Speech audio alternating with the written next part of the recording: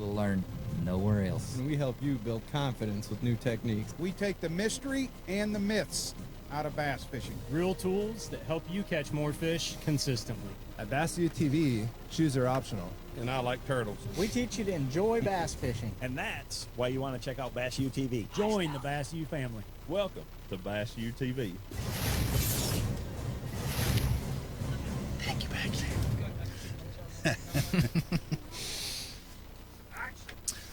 Action! Is it true? Is it true that we're live? We are live. That's what I hear. We are live. Hey, welcome to Bass University Live. I know you guys are picking us up now on Facebook and YouTube.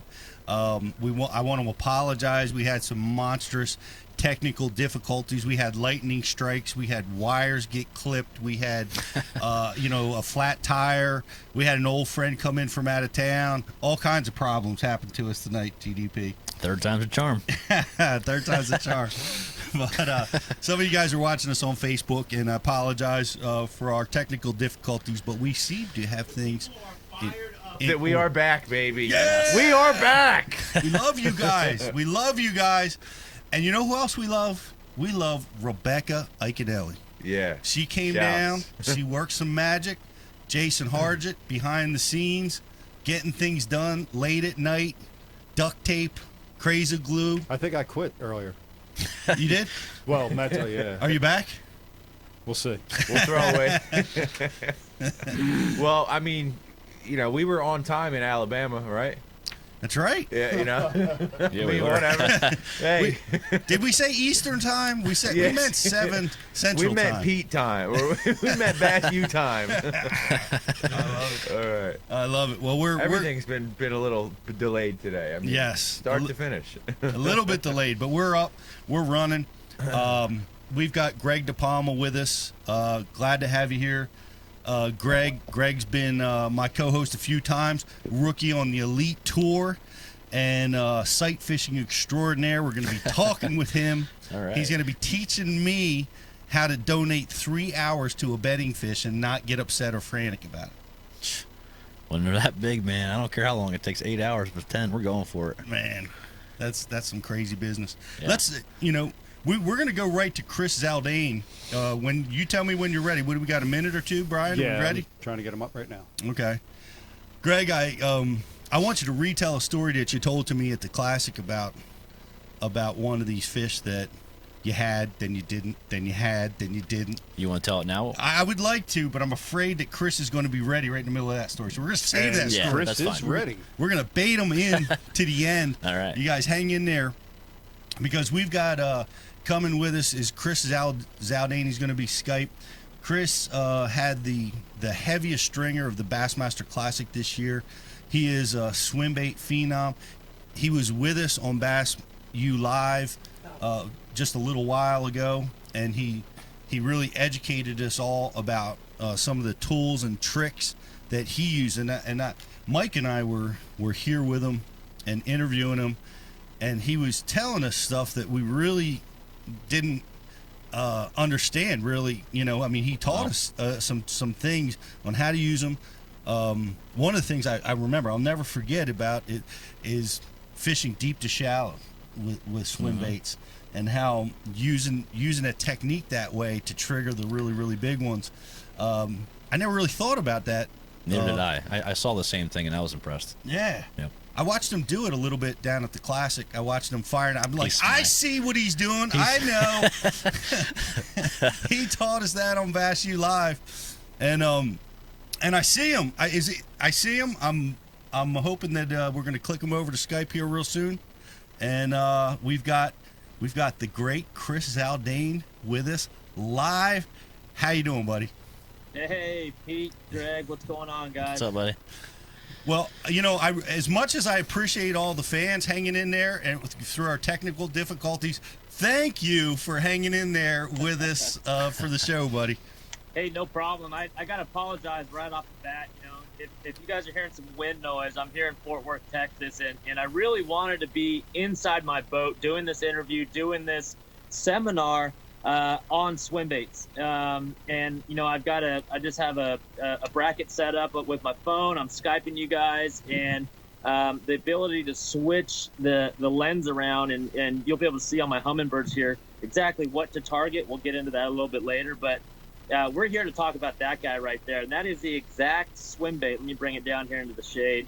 That's the exact swim bait I used on day 2 of the Bassmaster Classic this year. Weighed the biggest bag weighed in that week, 2112, and just an unbelievable day on the water. And that's what you know, that's a good day of swim bait fishing. You know, when you go out and you throw that guy all day long, if you get 5 bites during the tournament, they are going to be the kind, and a lot of times you can win by a lot. So that's what we'll be talking about this evening. That was awesome. We all saw it. 2112, isn't that a Rush album, BTC? I believe you were correct. 2112, was that Van Halen or? I think it's Rush. Yeah. Rush. Van Halen was OU812. Yeah. I think in the next classic you're going to have to come out to some Rush. Yeah. No, absolutely, no problem. I came out to Papa Roach this year. Nice. I picked a song that it was titled "Still Swinging," and some lyrics, something about, you know, we're the ones still here, still swinging. We've been here from the start, and we're still here, man. We're still swinging. We're swinging the big wood. So, well, man, you really got a hold of it on day 2, and you know, that was impressive. You did it with a Magdraft, right? What? Yeah, that's it, man. That's the big one that you're using there.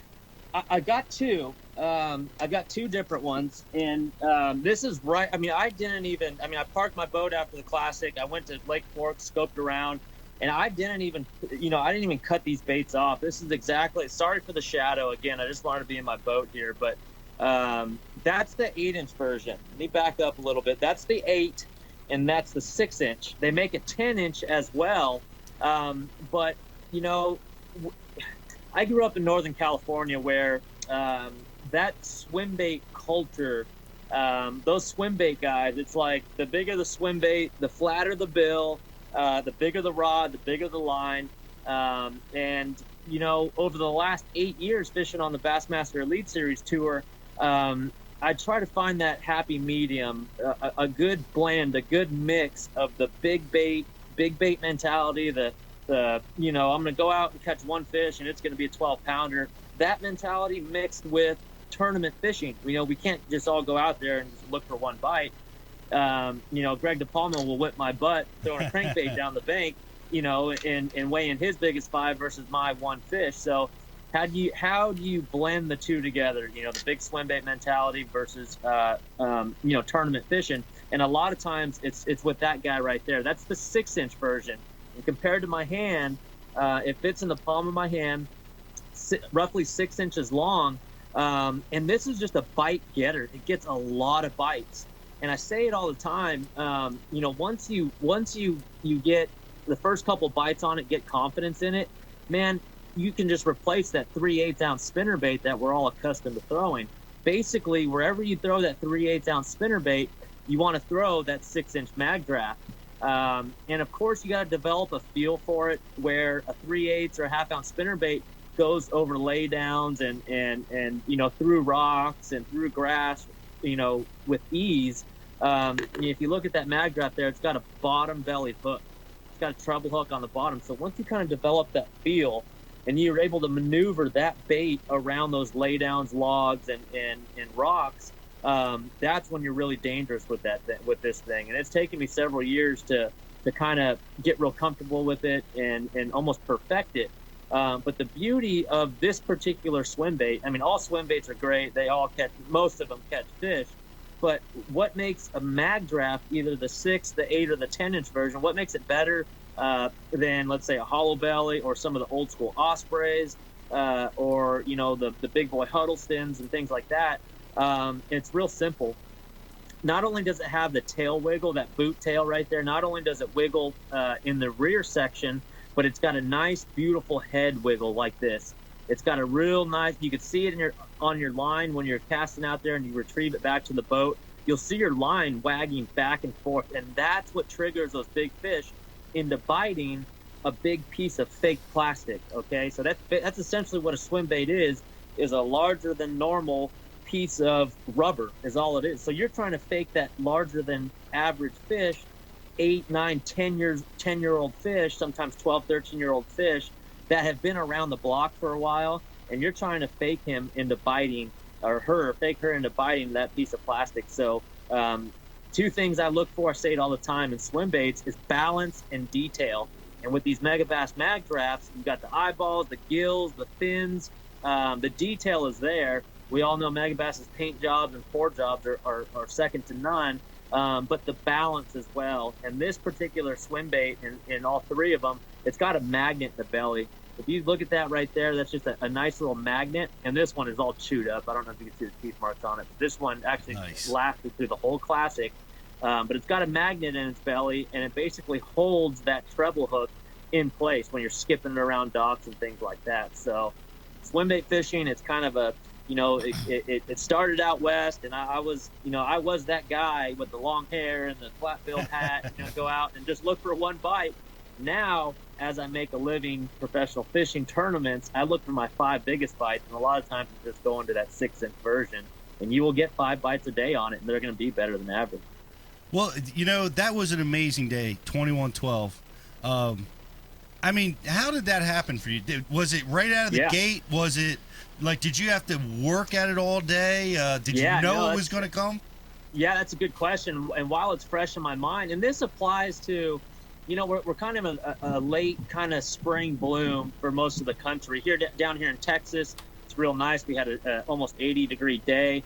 But most of the country is going to be going through pre-spawn or spawn within the next couple of weeks. So this will apply to most of the lakes that the viewers are close to or fishing in the near future. But let's go to practice. I actually there's only one guy I worked with, one of my old buddies, Mike Iaconelli. I worked with him through practice, and him and I kind of think and work on the same wavelength. So we kind of bounce things off of each other. I told Ike at the start of practice, dude, I'm going to stay on the main river. And for those who don't know, the Tennessee River is full of shad. It's full of big bass. But these are the headwaters of the Tennessee River, Fort Loudon and Tellico Lakes. So for 3 whole days of practice, I stuck to my guns and I stayed on that main river. And I basically threw that guy right there in a big old giant, Jason Christie spinnerbait, because we had a lot of rain, we had a lot of color, the water was high. So a single Colorado spinnerbait got a lot of bites, and I was able to establish, the type of cover that those fish were on the main river. So after 3 whole days, I felt good about practice and what I was keying in on. I felt really good about it.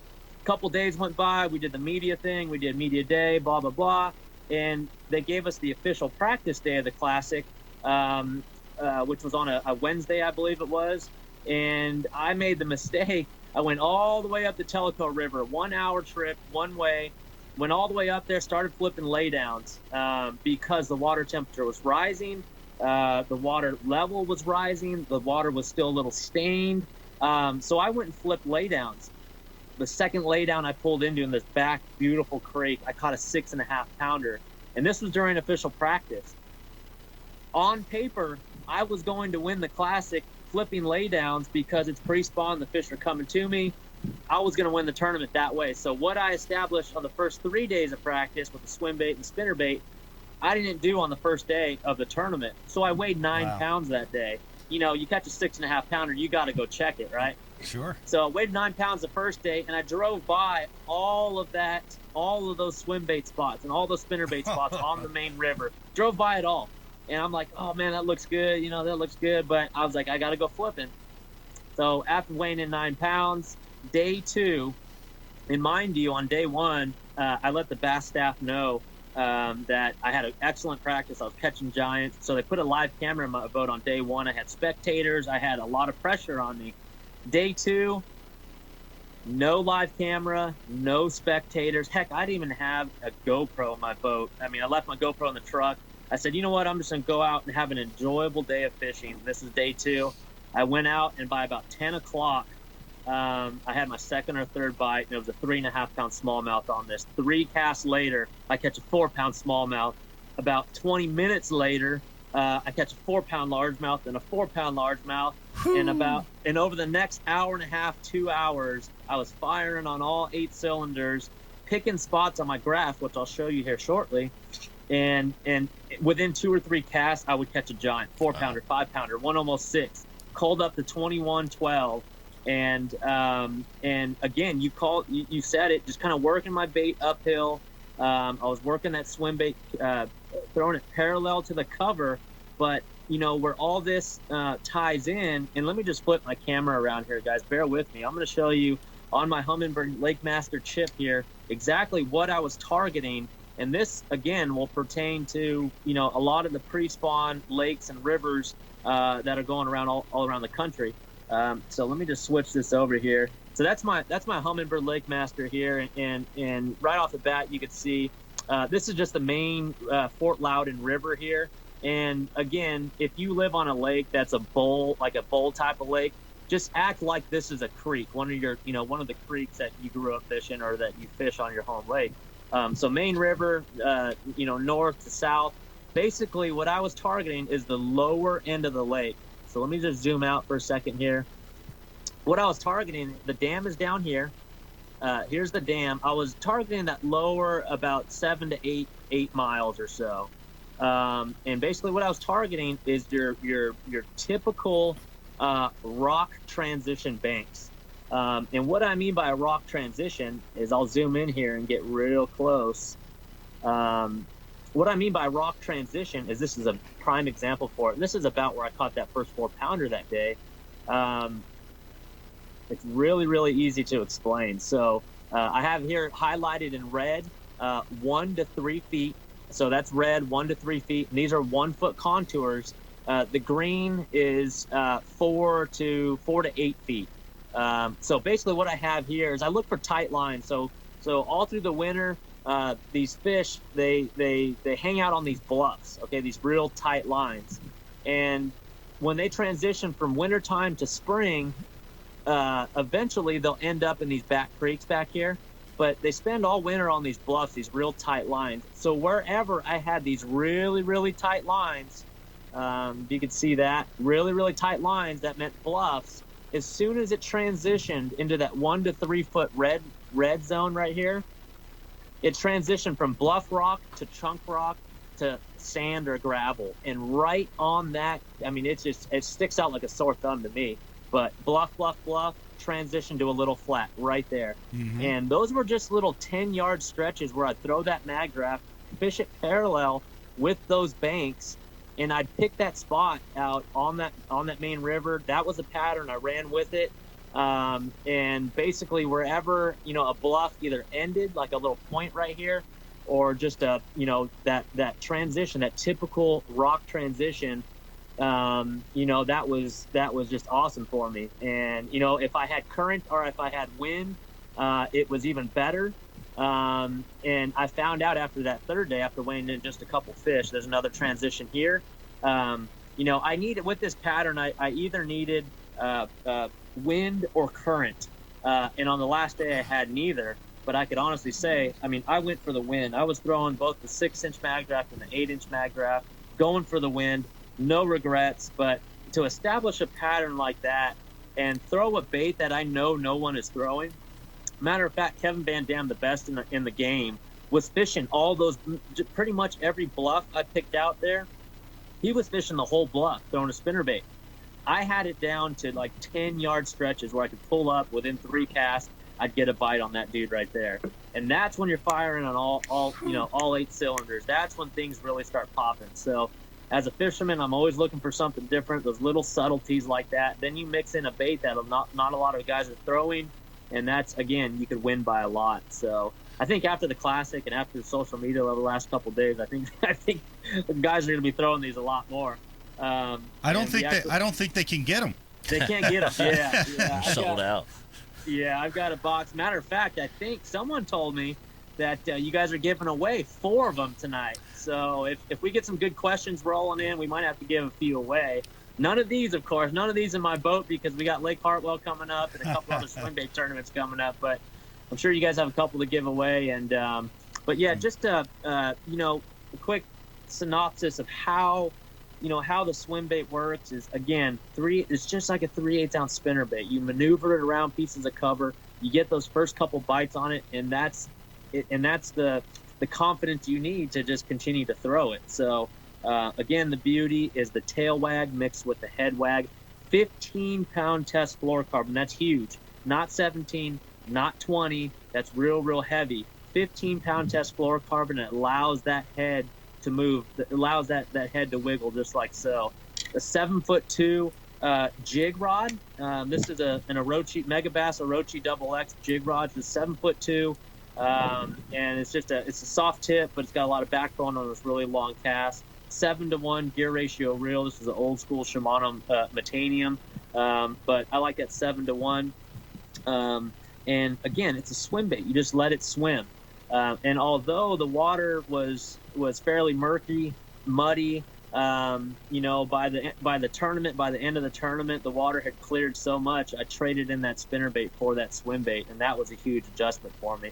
So springtime, we get a lot of rain, we get a lot of murky water. Don't be afraid to throw that albino color swim bait, even when that water's muddy. We did a Bass U class in Gadsden, Alabama there just a couple years ago. And man, we caught some giants on that bait right there when the clarity was only, 1.5 feet. So they still bite it because of that tail wiggle, because of that head wiggle. They're able to track it down. And when they see that larger than normal profile, those bigger ones come up and smoke it. Well, we are taking questions from the IM board, and everybody that we use their question live on the air, we're going to give them a cool prize. Nice. We've got all kinds of great stuff out here, including 4 Magdrafts left over that you provided for so graciously from the last time you appeared. And that? 3? 3. Well, three Magdrafts. It's 3 now because I'm going to ask the first question, so I get one. But and I just want you to repeat something that you taught us last time. You're fishing this uphill. Why? Yeah. Why does that trigger the strikes fishing uphill? So a couple things on that. I grew up fishing out in California. I did a lot of bank fishing. So with that in my mind, I truly believe since the swim bait, all swim bait, since they don't have bills that dive down like a crankbait would, we need to keep that thing in the strike zone as long as we possibly can on every single cast. With a swim bait, in my experiences, closer to the bottom is better. So when I grab my Skeeter, when I'm in my Skeeter Yamaha outfit here, and I'm when I'm swim bait fishing, I love to just put my boat literally like I'm fishing from the bank, put it on the bank, and just show them a different angle. If you think about it, your favorite creek that you always fish on your home body of water, let's say it's got docks or laydowns lying down the bank. Almost 100% of fishermen, I would say 95% of the fishermen on that home body of water will go down that bank, with a row of docks or a row of laydowns or whatever it is, and just troll down and cast alongside those laydowns, cast alongside those docks, but cast to the bank and bring the spinnerbait, crankbait, or jig out.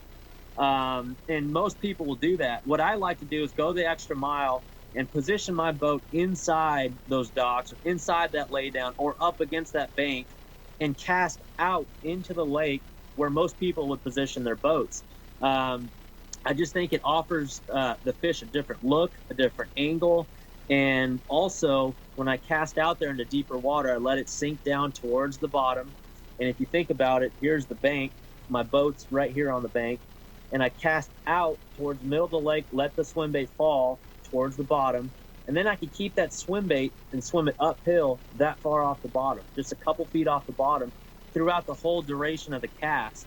And we all know big bass are hard to fool, and big bass act like a house cat, where they love to get behind rocks and love to get behind little pieces of cover that are along the bottom. So when they follow that swim bait, track that swim bait along the bottom, they're constantly repositioning, following that swim bait, behind logs and behind rocks and things like that when you're swimming that thing uphill. It just gives the fish more time, more of a chance to pounce on that larger than normal swim bait. So it's a different angle, which is good. I'm always looking for something different with the swim bait. It's a different angle, and it keeps the bait in the strike zone longer throughout the whole duration of the cast when we position the boat right on the bank. So always, it's not always the case, but 85% of the time, I'm going to try to swim that swim bait uphill and keep it in the strike zone longer. Well, it was awesome because I'm watching you do it, and you heard me say it. I'm like, I know what he's doing. Yeah. I've seen that in action. I see BTC with your hand up. What do you got? Yeah, we're gonna throw some stuff at Chris here. We got a lot of questions coming in on the message board, and the first one's gonna come in from Randall. And congratulations, Randall, for hanging out with us tonight through all the troubles at the beginning. You're gonna win a Magdraft, dog, and you're gonna catch a giant on it. But Chris, Randall wants to know if the Magdraft is something you would throw around spawning fish when there's several fish spawning in one cove. Absolutely. Go in on that for us. Yep. Now, when it's flat, calm, and still, and they are like on the beds and they are spawning, becomes a little tougher.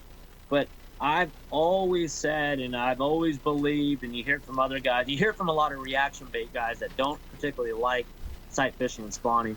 I don't care if it's the warming trend of the year, if that full moon's in March or that full moon's in April, and every single fish, it seems, are on the bank and spawning. There are always fish that are in that pre-spawn mode. Always, always, always. Even when you feel like every fish is spawning. So I feel like if you take that swim bait, it's a larger than normal profile again.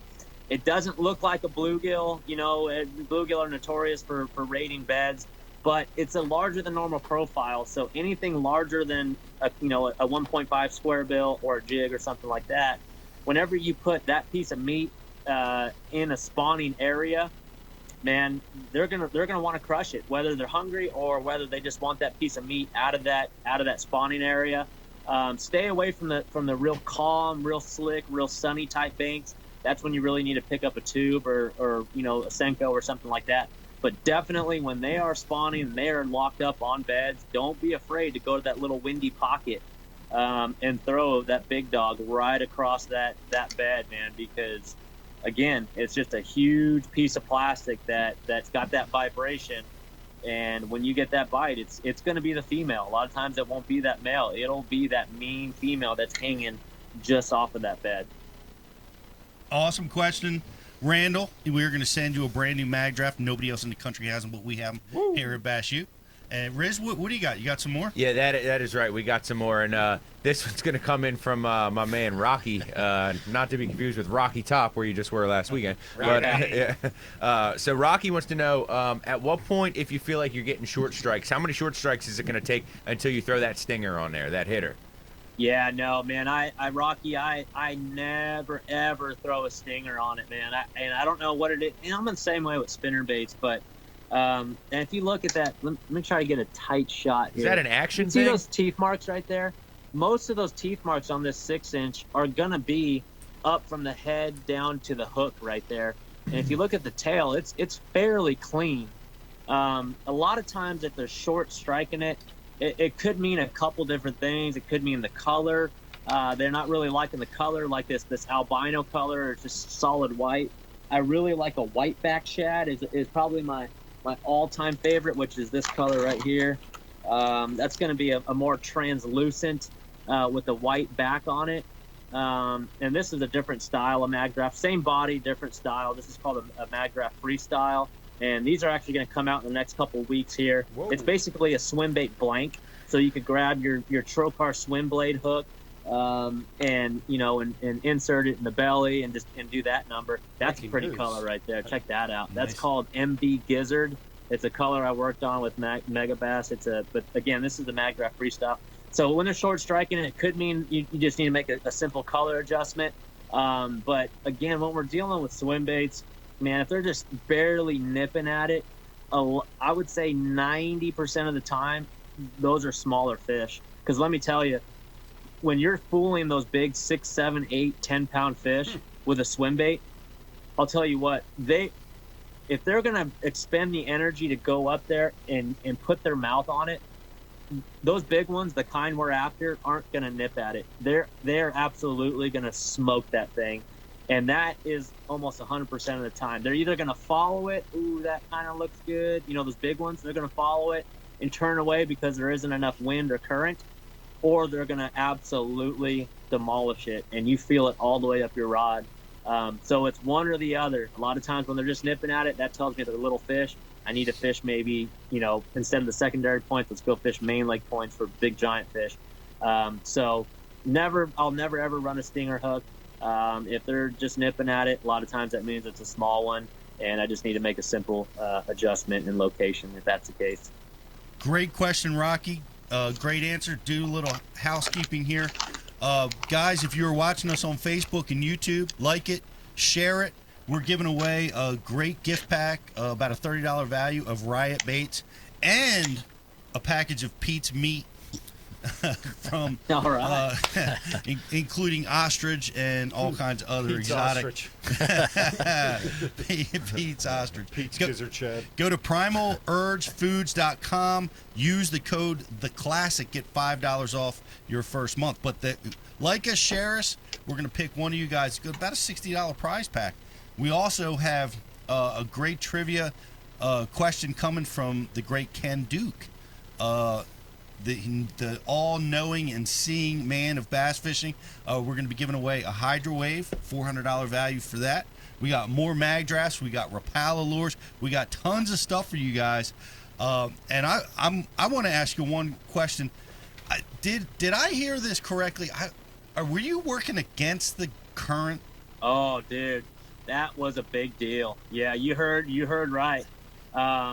And that's not in all cases. Matter of fact, you know, for those who fish river systems or tidal systems, like I grew up fishing the California Delta, the rule of bass fishing, if you look at the bass fishing handbook, turn it to page 60, and it talks about current fishing for bass.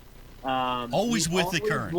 Always bring your bait down with the current because it's natural. A bass sitting in current, if the current's going this way, you know, a bass sitting in current is, you know, the current's going this way. He's sitting there behind logs and stuff like that, and he's doing this like a salmon looking upriver. So when you cast that bait and it's moving this way, it's just natural for that fish to come up and eat it. In this case, and I figured this out because the current was swift. It was real fast on that main river. One, I wanted to cover water quickly. So naturally, I want to go with the current with my boat. So I'm covering more bank quickly. So I kind of figured this out, you know, at 10 o'clock that day. I wanted to keep my bait in the strike zone longer, okay? And when we're talking swim baits again, you know, when the water swims over these fins and that, you know, and that tail, things happen. You know, the bait's moving and it's kicking, it's moving great. So the more water velocity I have moving across that swim bait, the more that thing is vibing. So going against the current, fishing the swim bait against the current instead of with it, instead of going down current with it, one, I didn't pull it out of the strike zone fast, and two, you know, it stayed in that strike zone, and that current again was pushing up against it, and I was able to just kind of hover it there in those little eddies and current breaks, like a shad was just sitting there swimming up in the current, and those fish would come up from behind and absolutely smoke it.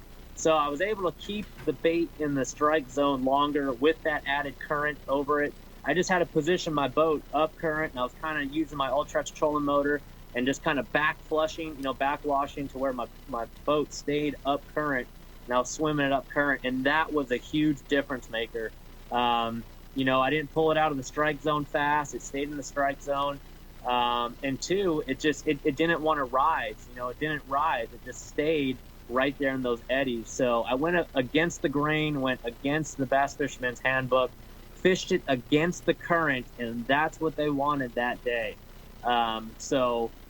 Definitely the current. You know, I was able to slow reel it against the current. You know, and it just hovered there beautifully, and they came up out of nowhere and absolutely demolished it. So you're constantly checking, right? You're constantly, you know, tweaking and checking things, and a lot of times when things feel like they get stale, working with that current, just pull a 180, switch it up, and a lot of times the results will show instantly. Well, that what that means, Chris. I now get 2 of the Magdrafts. Yeah. But I want to give a Good shout. question. I want to give a shout out to Z yourself. and Tommy, and to myself, and Ronnie Moore and Davey. Man, what great coverage of the Classic. Awesome job. We were glued to it. We were glued to it in the Bass University booth on the Classic floor. I know we watched you. I know when Ike on the last day caught like a 4.5 pounder, our whole booth just erupted. Oh yeah, that's awesome. Yeah, it was amazing coverage, and just a shout out to the guys at Bass for doing that. And I can see Riz, you got your hand up. We got a bunch more for Chris. Yeah, we got a lot more. I actually wanted to dig in on one with you too, man. Sure. And the question is, win or not, I'm gonna win just listening to his answer. Ooh, that looks delicious. How about it one time? Yeah, yeah. So I'm gonna dig in on a question with you. Throw something at me, like when you're running down a bank, say, and you're fishing and you're not fishing the big swim bait technique. Give me a scenario when you saw something or something changed or something happened like instantly, and your gut reaction was to pick up that big hitter, bomb it out there, and it resulted in a fish. Like what was it that clicked in your mind that made it happen? Yeah, absolutely. Man, for one, leading up to the Classic, for example, the Tennessee River.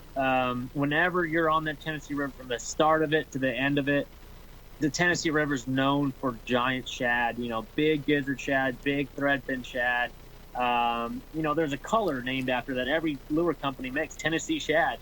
So those fish are really keyed in on shad. But if I'm randomly going down the bank throwing a spinnerbait or throwing a crankbait,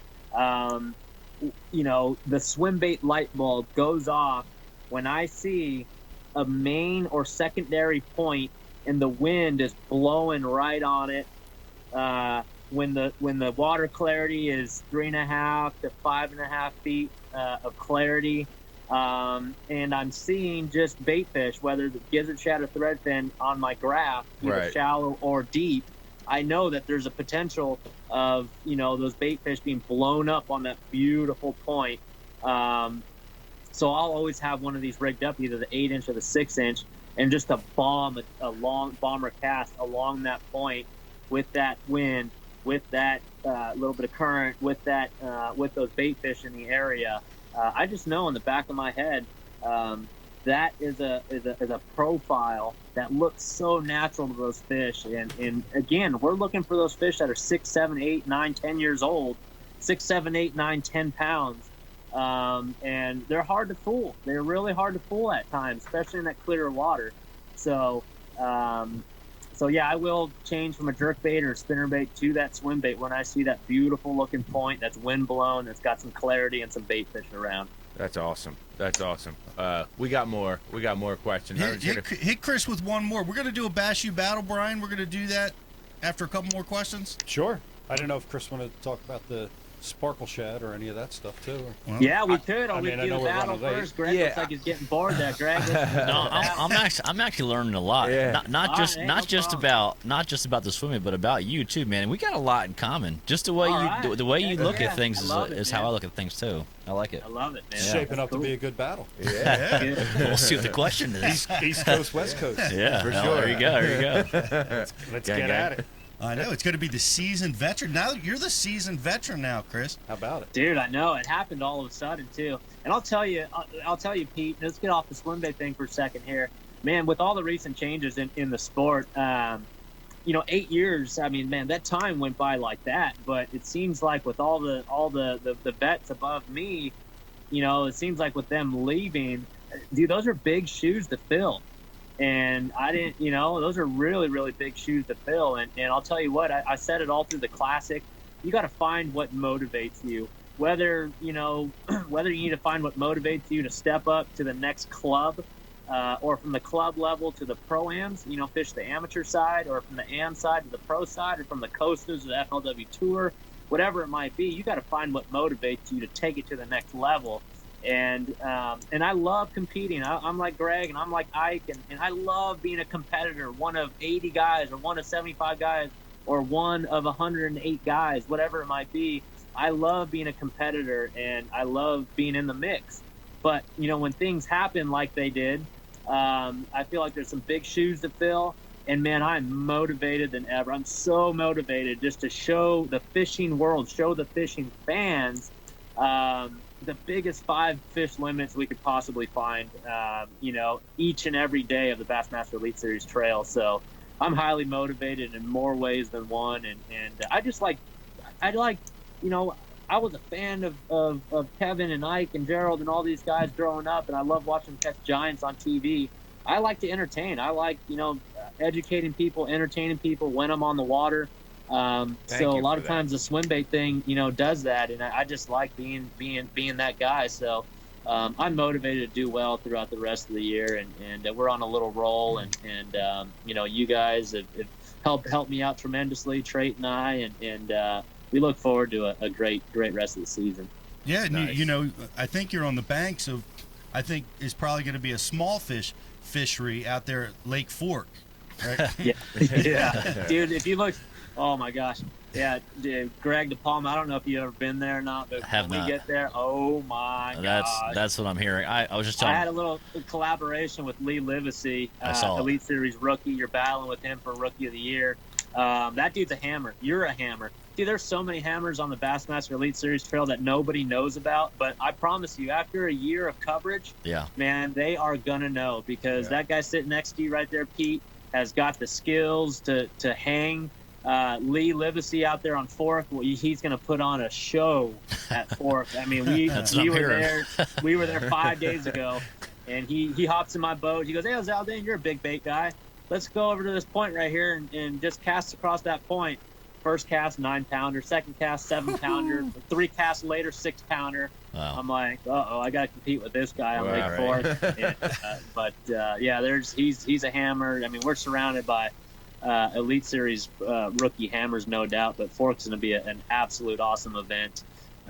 So we're definitely looking forward to that. Yeah. Well, you think you got big shoes to fill, and you're feeling the pressure over on the Bassmasters right now. Yeah. That is nothing like the pressure you're going to feel tonight on the Bass U Battle. Woo! That's coming up. Do it. Free smoke. That's coming up. You want to hit? Let's give you a couple more questions, and then we're going to hit the battle. Yeah, definitely. So we got another good one that came in from Dave Hall, and his question was for Chris.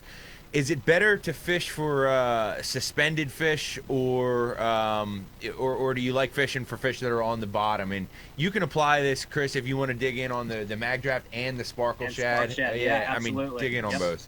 Yep. So Dave, we kind of hit on the bottom fishing, kind of the bottom relation, and how important it is to position your boat close to the bank, whether it's a long sloping point or one of those 45s or a sheer bluff. To position your boat, you know, on the bank, cast out to deeper water, let it hit the bottom, and keep that Magdraft in the strike zone, which is just off the bottom throughout the whole duration of the cast. A lot of success with the Magdraft doing that. But, you know, when you start to see those fish suspend, whether they're spotted bass, smallmouth bass, or largemouth, especially spot, you'll see a lot of them suspending no matter what lake you're in. I love going for that little spark shad. And that's my little secondary swim bait. Now, whether it be a 3-inch swim bait or a 6 and 8-inch swim bait, the whole swim bait approach or the whole swim bait premise is the same. It's all about angles. So to cast out deeper and swim it uphill, whether you're right along the bank or out offshore like we did at Lake Lanier just a month ago, swim bait fishing is all the same. It's just, you know, casting it out, let it hit the bottom, slow reel it back. So, you know, at Lake Lanier, just to touch back on that, just a month and a half ago, we had an excellent tournament, 2nd place finish. You know, throwing that little spark shad, whenever the fish are you know, either suspended or up against the bank in 10 feet or less. I like that Okashira screw head. It's got a little screw head on it. Mega Bass makes it, and it's got it's a propeller that's got one long blade and one short blade, and basically when you wind it along, the propeller spins and it So the whole thing shakes and shimmies. It's almost like a mini chatterbait, or it's like a spy bait, like a little mini spy bait that you don't lose fish on. Lose a lot of fish on spy bait, not with this single hook. So Okashira screwhead when the fish are 10 feet or less. Other than that, outside of the shallow water thing, man, I'll throw like an underspin head with either a 3-inch spark shad or a 4-inch spark shad. This is a really sick head. I actually made this head with Sandtone lures.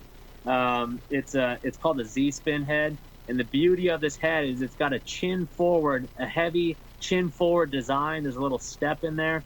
But on the fall, you get a lot. You mentioned it. When the fish are suspending, when you're throwing a swim bait, you cast through that school of suspended fish.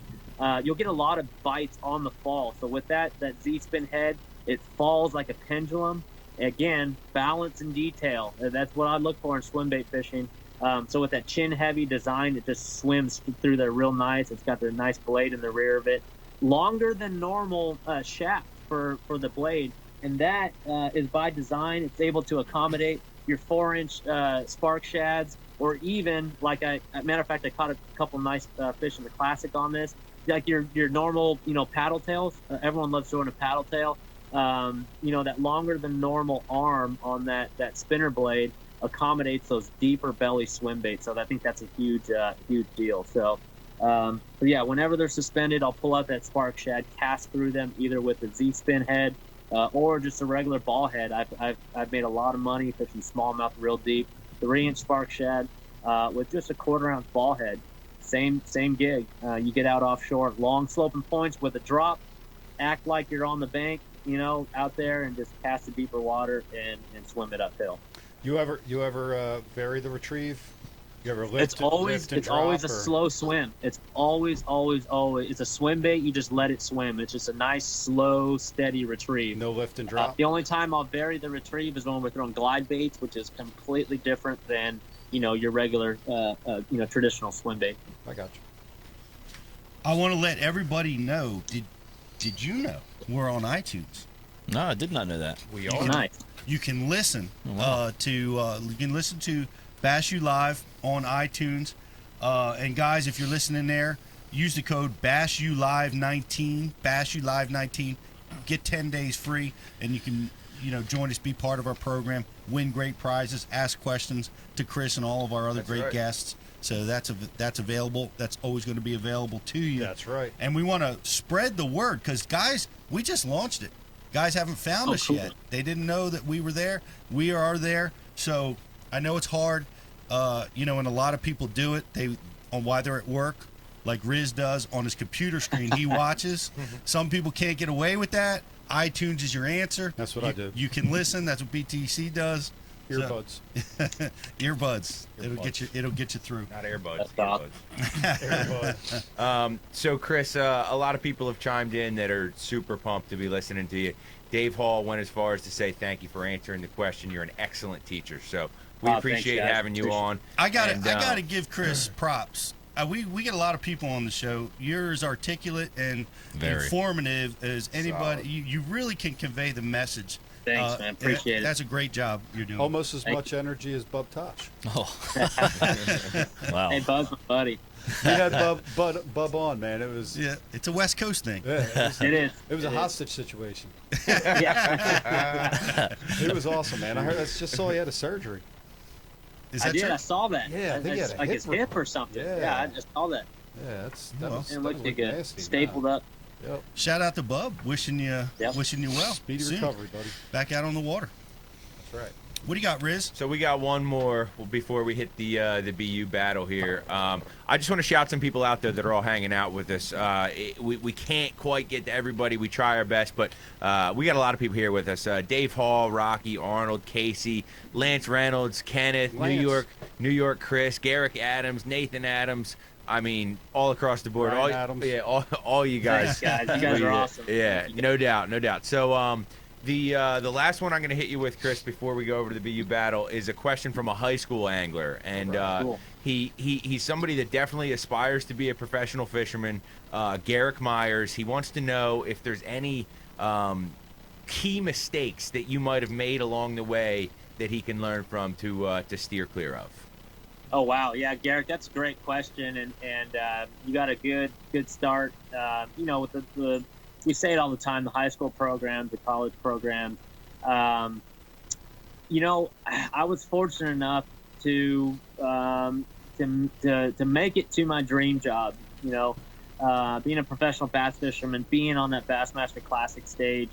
I've been fortunate enough to see and visualize the path that I needed to take to get to the Bassmaster Classic, the Bassmaster Elite Series. So it's really cool to have the high school programs, the college programs, the team programs, the Opens and the Elite Series, and to get to that level. And again, I'm fortunate enough to be able to see the path.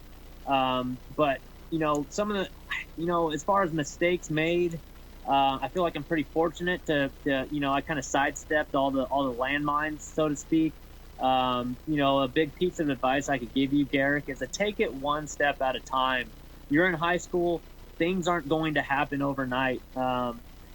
Just take it one step at a time. Whether you're a high school angler, go to the college level, stay competitive, learn about fishing as much as you can, get your education. Go to all 6 periods in high school. During 7th period, or when you get out of class, that's when your fishing knowledge really kicks in, and spend as much time on the water as possible. But again, don't get ahead of yourself. Don't feel like you need to show up to the high school weigh-in or the club level weigh-in with a jersey and a million sponsors on it. Don't worry about that. All that stuff will come. Take care of the on-the-water business, because that's where it counts. That's where your name on paper, that's where your name is above the rest of them, is when you constantly put those big bags of fish on the scales. And I can just tell you, just take it one step at a time. The whole sponsor thing, these companies, they get a million Garricks, they get a million, Greg Dipalmas, they get a million Chris Zaldains that come up to them every year, and sponsorship, can I get this, can I get that, gimme. My advice to you is to bust your butt so hard, both on the water, off the water, academics, social media, kill it so hard that the companies come to you. And I promise you, there is a way. Take it one step at a time, and be that guy that's at the top of the list in those club tournaments, in those high school tournaments, those college tournaments. Be the guy that's at the top, so that when you go to Eagle Claw Trocar and you say, "Oh, my name's Garrett," and they cut you off and say, "Your name's Garrett. I know who you are. Let's do something." So kill it so hard at each and every level that it forces those companies, those sponsors, to know who you are, and again, take it one step at a time, and avoid any disasters, and you'll be on your way. Excellent advice, and it's a great question. And focus on the fishing. I love that component of it. That's such a critical component that some guys get the sequence out of order there. Yes, sir. Yep. And I think that's great advice. Looking for sponsors. Right, looking for sponsors prior to catching a fish. Yeah, don't do that. You got to flip that. You got to flip that. Yeah. Just go fishing, for the kids, man. You love going fishing, right? Just keep going fishing, keep learning, and I promise you, once you start winning, it's like mainline and adrenaline. Yes, so just stay absolutely, with it. Absolutely, and utilize social media. You see one of the great, Ike. He's one of the best at it. The whole Ike Live show. Bass University, to utilize that free platform, Instagram, Facebook, Twitter. That's a free platform to brag about your tournament finishes. So you kill it on the water, and you show those big giant ones at the end of the day, and people, it's hard not to notice a successful angler, and it shows with photos and tournament results. Like me, I jacked a giant 5 or 6 pounder today live. Yeah. Did you? Get 7. Nice. That thing might 7 pounds? 7, 8, 9 pounds. Wow. You might have been 3 pounds, but in my mind. Or 10. I mean, who's counting? Hey, the first tree we came to, bam, live. Nice. That's hard to do. Where was that? Delaware River? It was the Chesapeake. Chesapeake. Yep. It's Cool. Chesapeake. Cool. We're just warming up. Temperatures here are getting to be about 50 degrees, almost. Yeah, Wow. It's, Yep. It's still cold here. But Chris, I'm going to educate you because I don't know that you've never been on a Bass U battle, and I'm going to and some people are probably going to be watching it for the first time. I want to tell you what the Bass U battle is. We're going to pose a set of conditions. Okay. At, out on the water, what you're going to face, cold front, warm front, spawn, post, set of conditions, and you, the seasoned veteran. Oh, but Dipalma is a Bass U battle veteran. But Dipalma is a Elite Series rookie, but a battle veteran. I've been in two battles. What was your record? Were you 1-1? 1-1. I was actually 2-0, but 1-1. Who'd you battle? Chris Grawl and Greg Vincent. Okay. Oh, nice. Yeah. And what'll happen is the panel, the board to decide this, which is me. Yeah, it should be you. Yeah. No offense, Brian. Is going. I'm gonna decide who wins the battle.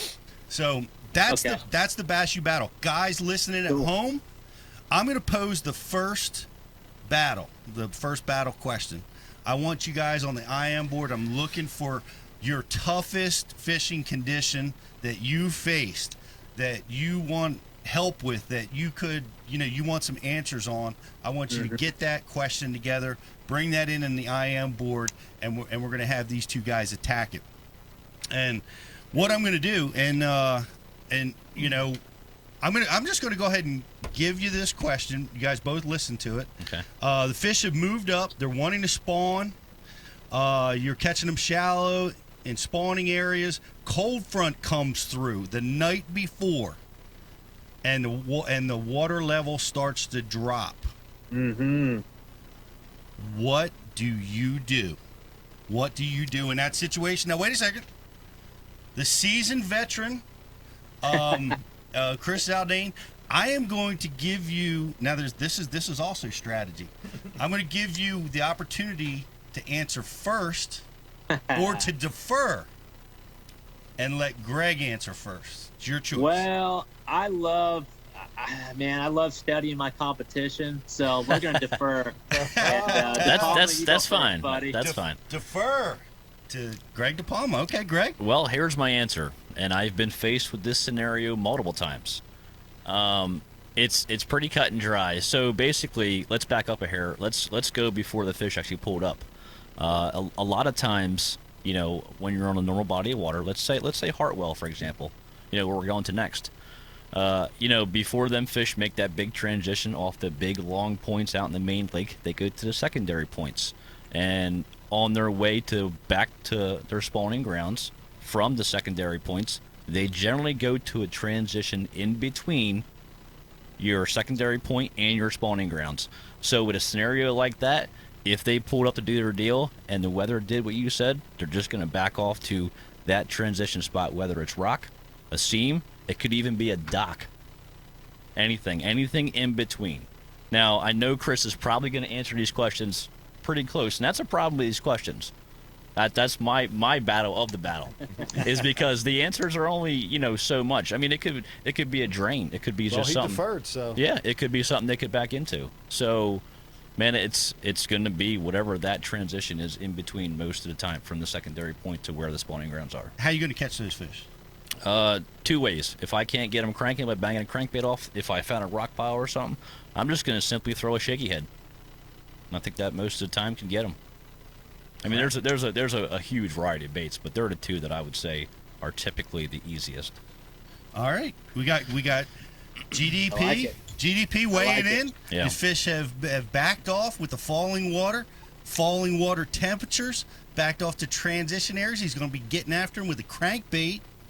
Number one, finesse. Number two, good strategy. Yeah. What say you, Chris Zaldain? Yeah, no, that's a great question, and a scenario that is just sucky when you're on the clock. So what I'm going to do is normally when they're spawning, they're coming. We know they're gonna be there. I'm going to be on those north banks. I'm going to be on creeks, the backs of creeks, so the back third of cuts and pockets and creeks, dead end stuff, not running water, but dead end stuff. And I'm going to be on the north sides. And I'm going to be on the north sides because that gets the most amount of sunlight throughout the day. And also, a lot of times when a cold front blows, it blows from the north. So those north banks are going to be protected from that nasty north wind. So let's say yesterday it was great. They're coming, they're spawning, the water level is great. Next morning I show up, it's cold, it's sucky. When we're talking about spawning areas, we're talking about flats, okay? Look, back third of creeks, pockets, and coves, flats. The topography lines are going to be farther apart from each other. So what I'm going to do simply, and the water level's dropping as well, on these northern banks with sunlight, I'm going to take those flats. I'm on those flats. I was there yesterday. I got to do something. The very first tight lines, the very first drop near that flat, just off of that flat where those lines get real tight.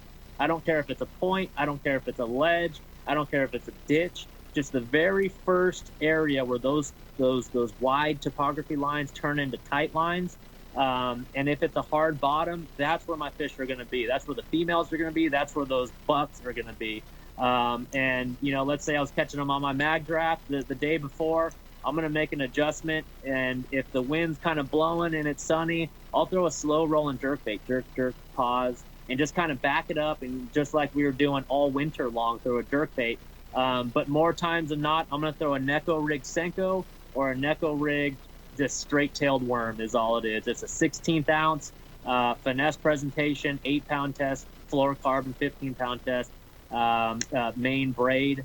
But the main thing is going from those real wide lines, those flats, to that very first drop, and that's where those fish will hold. Again, it doesn't matter if it's a ditch, a drop, a point, whatever it is. That's where I'm going to spend my time and make that cast. Excellent. Now, you want me to score this now, or do you want me to do it all at the end? That was pretty much the same answer. As far as the fisherman goes, that was pretty much the same. Oh, no. You made it sound really good. These were miles apart, and I'm going to tell you why. No, go ahead and score it. Go ahead and score it now, Pete, because I have an observation as well. Okay. So you start. All right. First observation is Chris was really sneaky, right? So he let the other guy go first, and he expanded on the answer in more detail. That was sneaky. So we give you +2 points for being sneaky. I like it. Transition. Both guys transition. You know, that's what I'm hearing. Chris phrased it a little differently about lines, and both talking about that. Chris mentioned northern banks, which was new to the conversation. On the northern front, falling water temperatures. You're a heck of a judge, man. I saw you writing things. Yeah, I need more details. That was very that was very good. But Chris, we got to deduct 2 points for mispronouncing the Neko rig. Oh, come on. I see a tie in the future. So that all being said, okay, I want to make it. So Chris said Neko rig Senko, and I saw you write stuff down, and I was going to protest that because I thought you were giving him points for saying Senko, because we all know you love your Senko.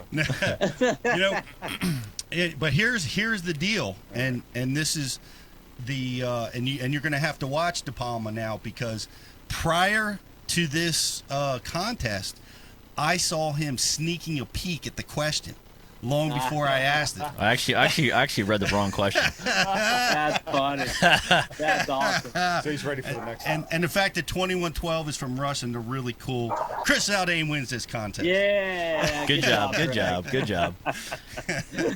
Was I even born when Rush was out? I don't think so. Probably not.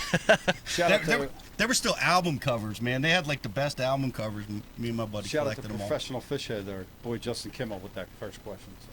Shout out to JK. JK, that was yeah. a good one. Justin Kimmel. That was a good one. That was a great question. Yep.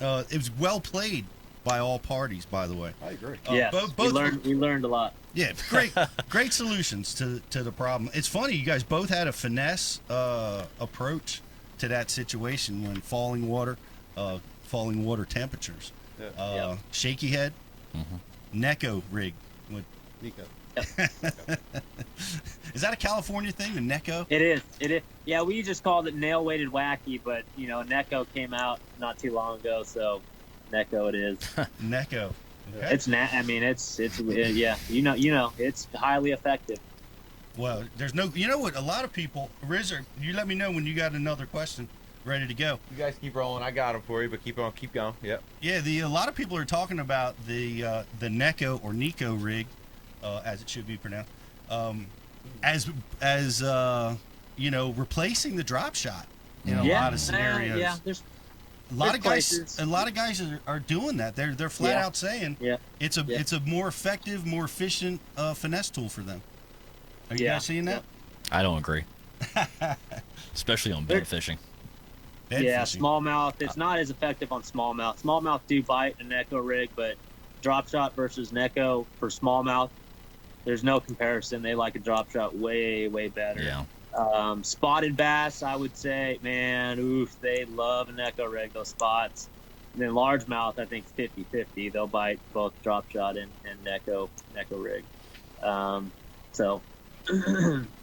Well, I certainly have adapted it, and I use it a lot. I know you use a drop shot on the tidal water. I drop shot a lot. Quite a bit. Which is interesting because you guys are both tidal water guys. Chris, you can answer this question. Is there any difference? Because I know we're East Coast tidal guys. I've never fished West Coast tides. Are they similar, or do the fish behave similarly? Yeah, 3 hours similar behind. but different. Knowing that, I think the biggest thing to keep in mind is, when we're chasing a particular tidal window, whether it be the first 30 minutes of an incoming or the last 30 minutes of an outgoing, the outgoing switch. I think it's very important to keep in mind that particular window, no matter what you're looking for, happens nearest the ocean first. So a lot of times when we're looking for that first 30 minutes of an incoming tide on the West Coast, it's going to be more west, closer to the Golden Gate Bridge out in San Francisco, closer to the ocean. For you guys, it's going to be further east. So the closer you are to the ocean, the faster that tide happens, and you're able to work that tide away from the ocean. So establish that tidal window closer to the ocean, and then, move up the river and you'll hit that tidal river, and then move up again and you'll hit that same window, and so on and so forth. So that's just kind of a general, but you know how complex tidal water fishing is. You have to know both areas and how that tide affects that area and what time. So it's very, very complex, but just knowing that it happens first nearest the ocean is a good head start.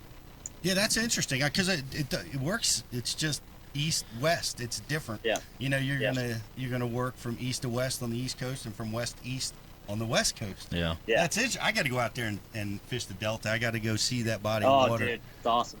It is awesome. I mean, MDJ, Mark Daniels Jr. is, he was one of the Delta Hammers before he fished the Elite Series and moved on. And it grows big fish and great anglers, no doubt. Excellent. Well, I've got another question for you, Riz. Do you got one? You want me to go? Go with yours, Pete. Yep. Okay. I'm gonna. Is this from JK as well? Yes, it is. Okay. You want a largemouth filled reservoir in the south. You've been fishing and catching spawning fish. You can't see leading up to. I guess you can't visually see them. You walk down to the ramp after a mild, I guess, rain or birds on the bank, under the ramp, light post. I don't know what the question is here, man. Let's make it up. The birds are munching on shad. Do you change your game plan? Oh, yeah. Okay, you've been fishing for and catching spawning fish leading up to the tournament, but you see actively feeding fish. Now, so hold on. You're saying you're standing on a dock and you're seeing this? Yes, you're observing this from the bank, somewhere on the bank. So you have spawning fish. You're starting to see what appears to be post-spawn feeding fish behavior. Yeah. Do you and it's brand new? Do you change your pattern, Chris? I'll answer that. Yeah, I'll answer. That's a great question. And man, if you ever have that scenario, just keep in mind that you always have that pattern from yesterday. You always have that in your mind. So when something new develops, whether you're walking down the dock to hop in your boat to start the day and you see something developing, then you hear Mike say it all the time, you fish the moment. And that is so true on so many different levels. So you always have the spawning thing in the back of your head like you did yesterday. But as things, progress, or when the tournament goes on or the day goes on, the days get longer, and things start to happen, like them crashing on bait. Man, fish the moment and go fish those bait, those schools of bait fish, and knowing in the back of your head you always got the ace in the hole, which is bedding fish, spawning fish. So to answer that in a short, fish the moment and get after those fish that are that those birds are chasing those bait fish. There's some largemouth or whatever it is in the area. So definitely you want to fish the moment and get it while the getting's good, and when there's bait hemmed up by birds, there's some big largemouth cruising around. All right, here we got Chris Zaldain. He's changing. He's he's stopping on the spawning fish, or at least giving the new pattern a chance. Dock talk. He's making a change.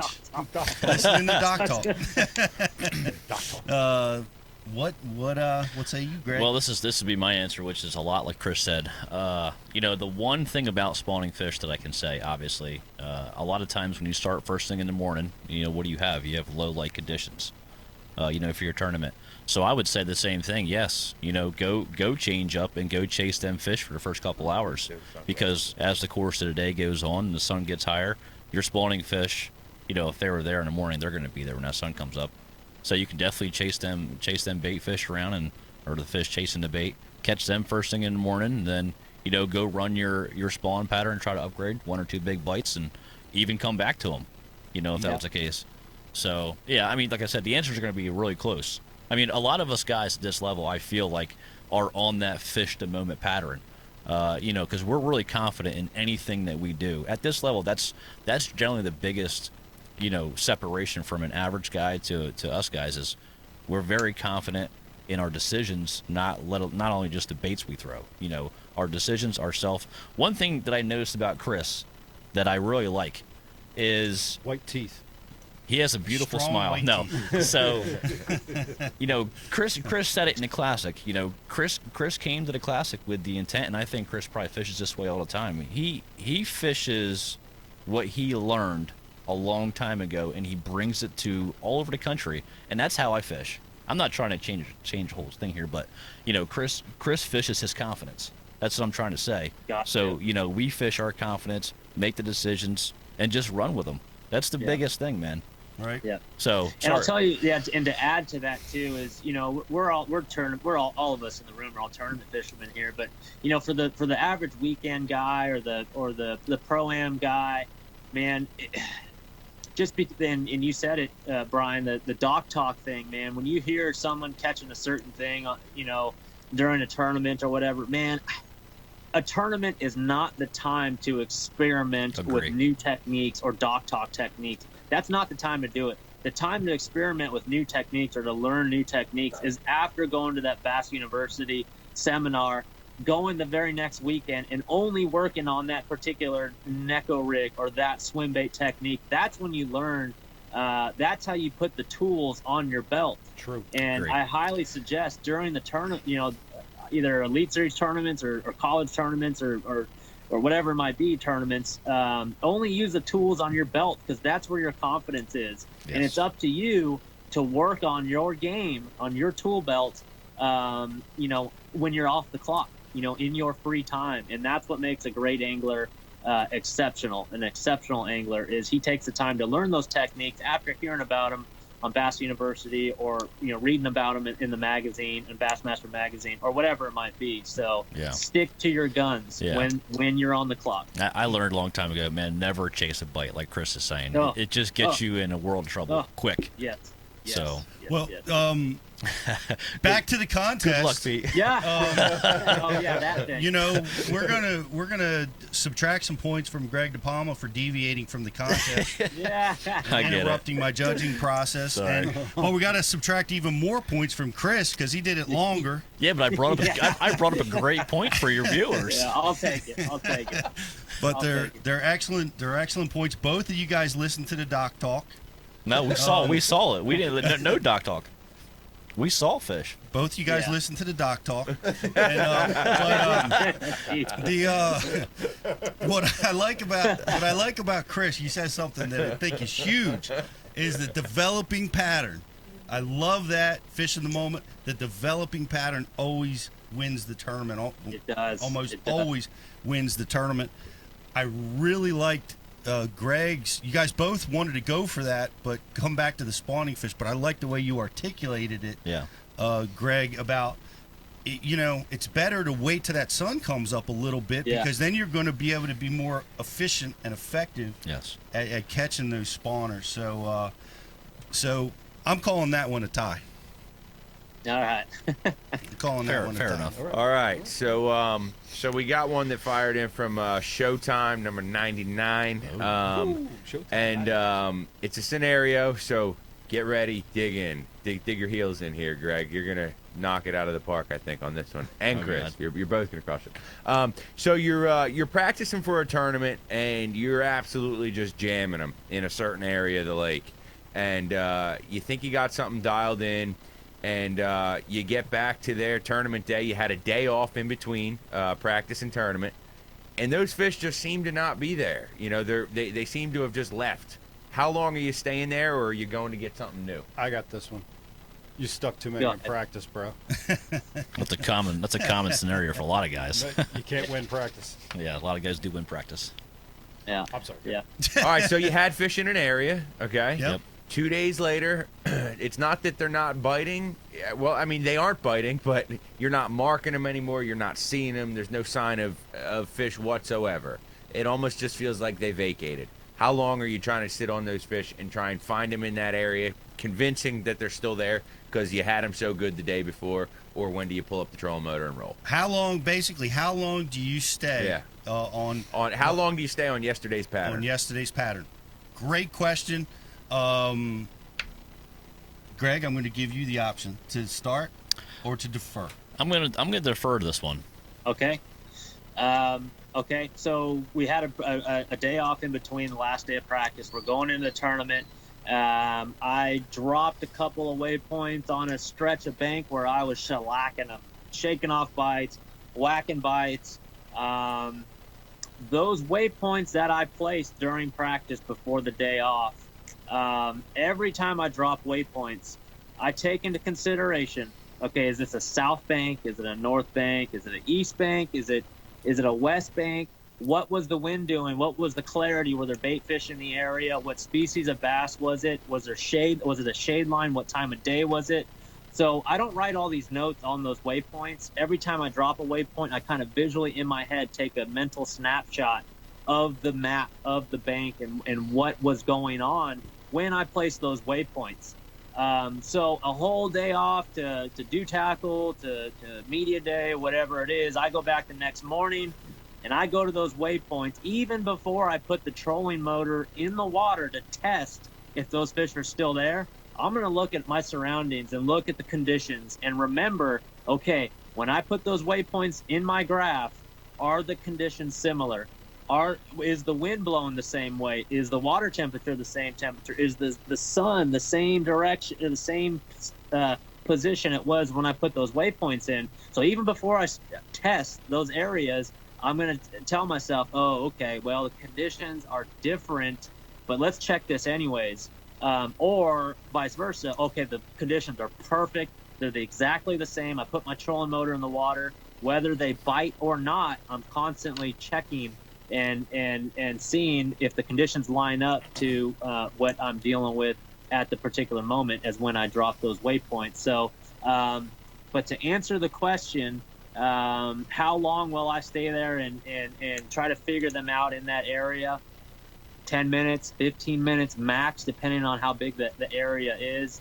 Again, if those conditions weren't the same or somewhat similar to what it was when I put those waypoints in there, man, I'm going to move on, and I'm going to try to chase those conditions depending on the time of year. And I'm going to, and a lot of times we can't control the wind, the sun, the shade pockets, the clarity, and all that.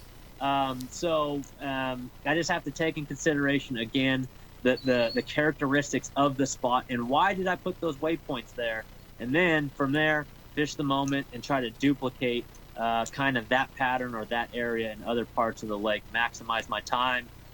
Again, in practice, 3 days of practice, when we put a waypoint down on our graph, it's practice. That's exactly what that is practice. I say it all the time. Over 3 days, we collect clues. That's all we're doing is collecting clues for us to apply on game day.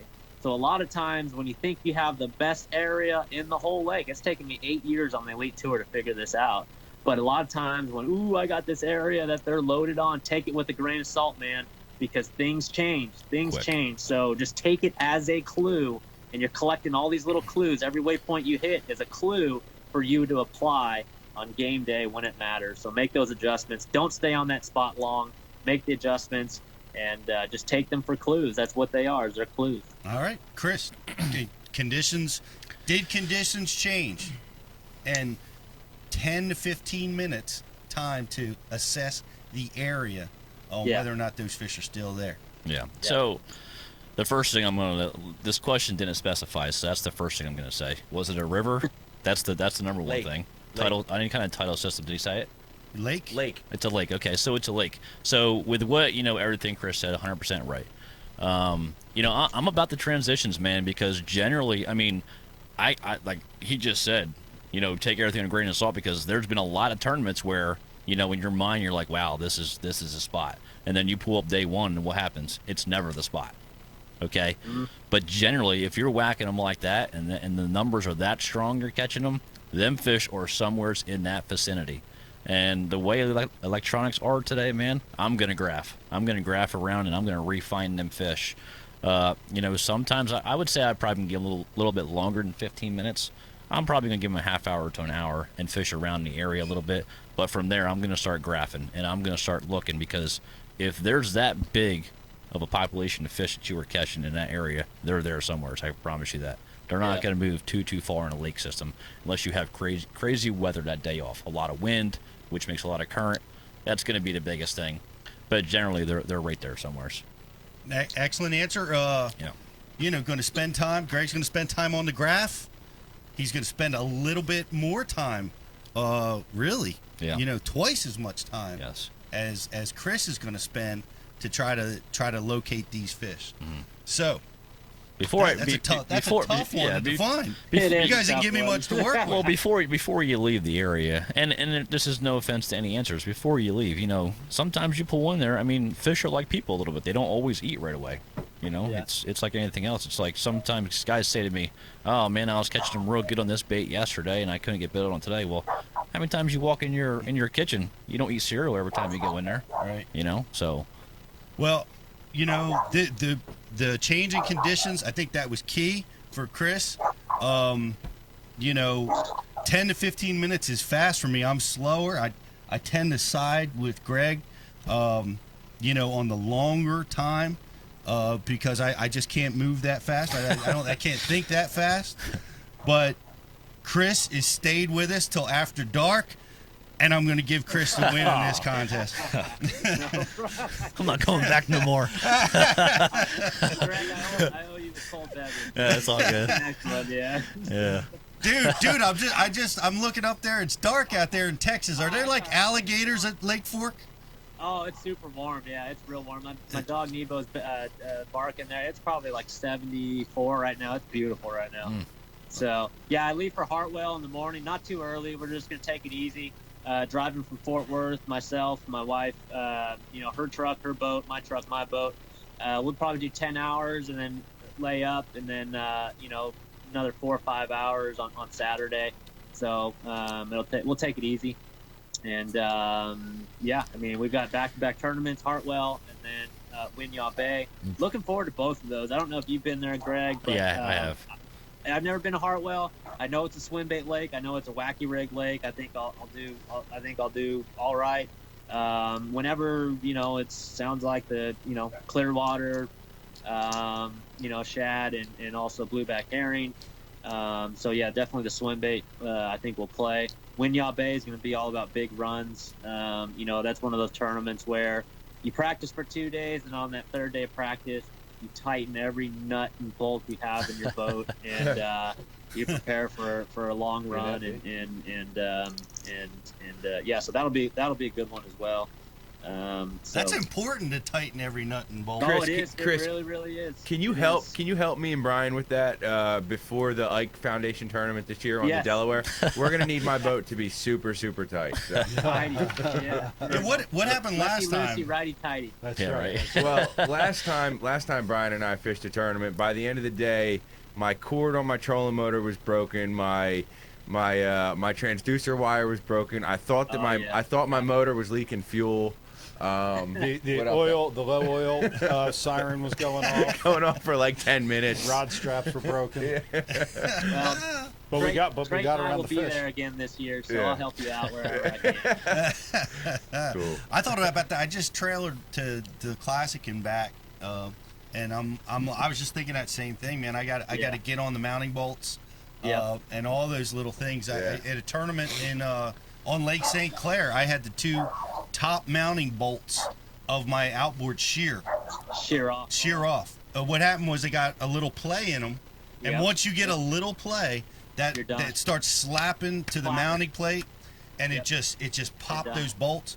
I was bucking through the waves, and I started feeling really sloppy, and I'm like, what's going on? And I looked back, and you could see my motor just boom, just slapping against the transom. Yeah, I don't care if your boat. I don't care if your boat's 3 months old, 3 years old, 13 years old. I mean, there's always it's man, those motors, that Yamaha motor runs at 6,000 RPM, and there's just a lot of vibration that goes on, and even running from here, a 5-mile run, there's a lot of vibration, and you're at risk of backing those bolts out. And like you said, if there's just a 64th of an inch of play, that's enough to cause vibration, and that's when you run into problems. Absolutely, and it's great advice. Maintenance matters. Yeah, maintenance matters. It definitely does, and the real reason why you won tonight's contest is because you talked about your Humminbird. You showed us that cool Lake Master. That was pretty cool. Yeah, that was rad. We love Humminbird here. Oh yeah. Yeah, Lake Master is phenomenal compared to a lot of the other Unreal. stuff. Yeah, it was really cool how the shading it looks so subtle, but to you it's giant. The transition. Yeah, That's the little transitions right there. yeah. I mean, look at That's this for fire. example. I mean, it's so accurate. too. Very. So like that black right there, it dips into 25, 30 The feet abyss. of water.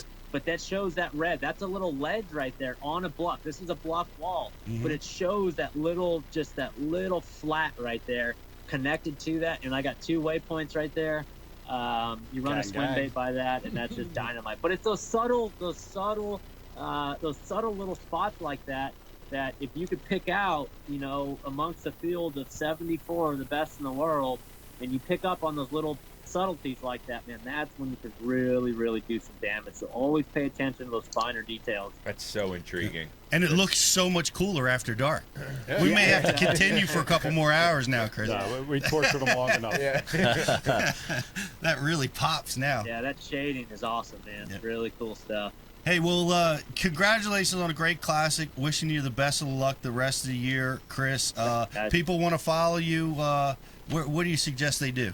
Yeah, I'm probably most active on Instagram, and I've got Facebook and Twitter piggyback to my Instagram. So I'm always constantly every other day posting either photos of cool lures or boat stuff or big fish catches or my dog. So yeah, follow me, Chris Zaldain, Instagram, or again Facebook or Twitter.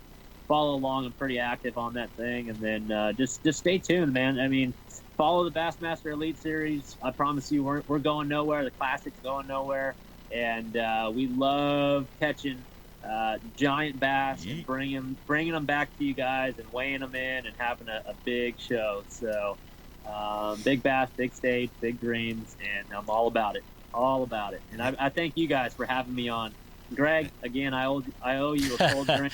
No problem, man. I think there's a little biased opinion there, but we had fun tonight. It's that smile. Yes. Excellent competition tonight. Thanks, Chris. Say hey to Trey. I will see both you guys at the next Eastern Open. Open. Yeah. We'll be there. I'll see you. Where is Cherokee that? or Chickamauga? Tennessee. Yeah, Chickamauga. Yep, Chickamauga. Yep. We will see you there. Say hey to Trey for us. We'll catch up with you real soon, buddy. Thanks. All right, guys. I appreciate it. You guys have a Chris. good night. We'll talk soon. See you Later, later. Chris. Peace. That was awesome. That was a great battle. Yeah, he's very, man, he really breaks stuff down good as far as, all his swim baiting. I just learned a bunch, man. That was pretty cool. Yeah. The swim bait strategy is just it just continues to amaze me. I love fishing the swim bait. And we asked him this question last time, is like, when do you know to put it down? That's the hardest thing to do in swim bait fishing because it's so addictive. Yeah, I think like anything else, man, you just get so, man, in tune, and you just know it. Your instinct comes into play big time when putting it down or picking it up. Right. That's the biggest thing with fishing. When to pick it up. Yep. Equally as important. Correct. Good point. Yep. Because there are times when, I can't tell you how many times I've died by it.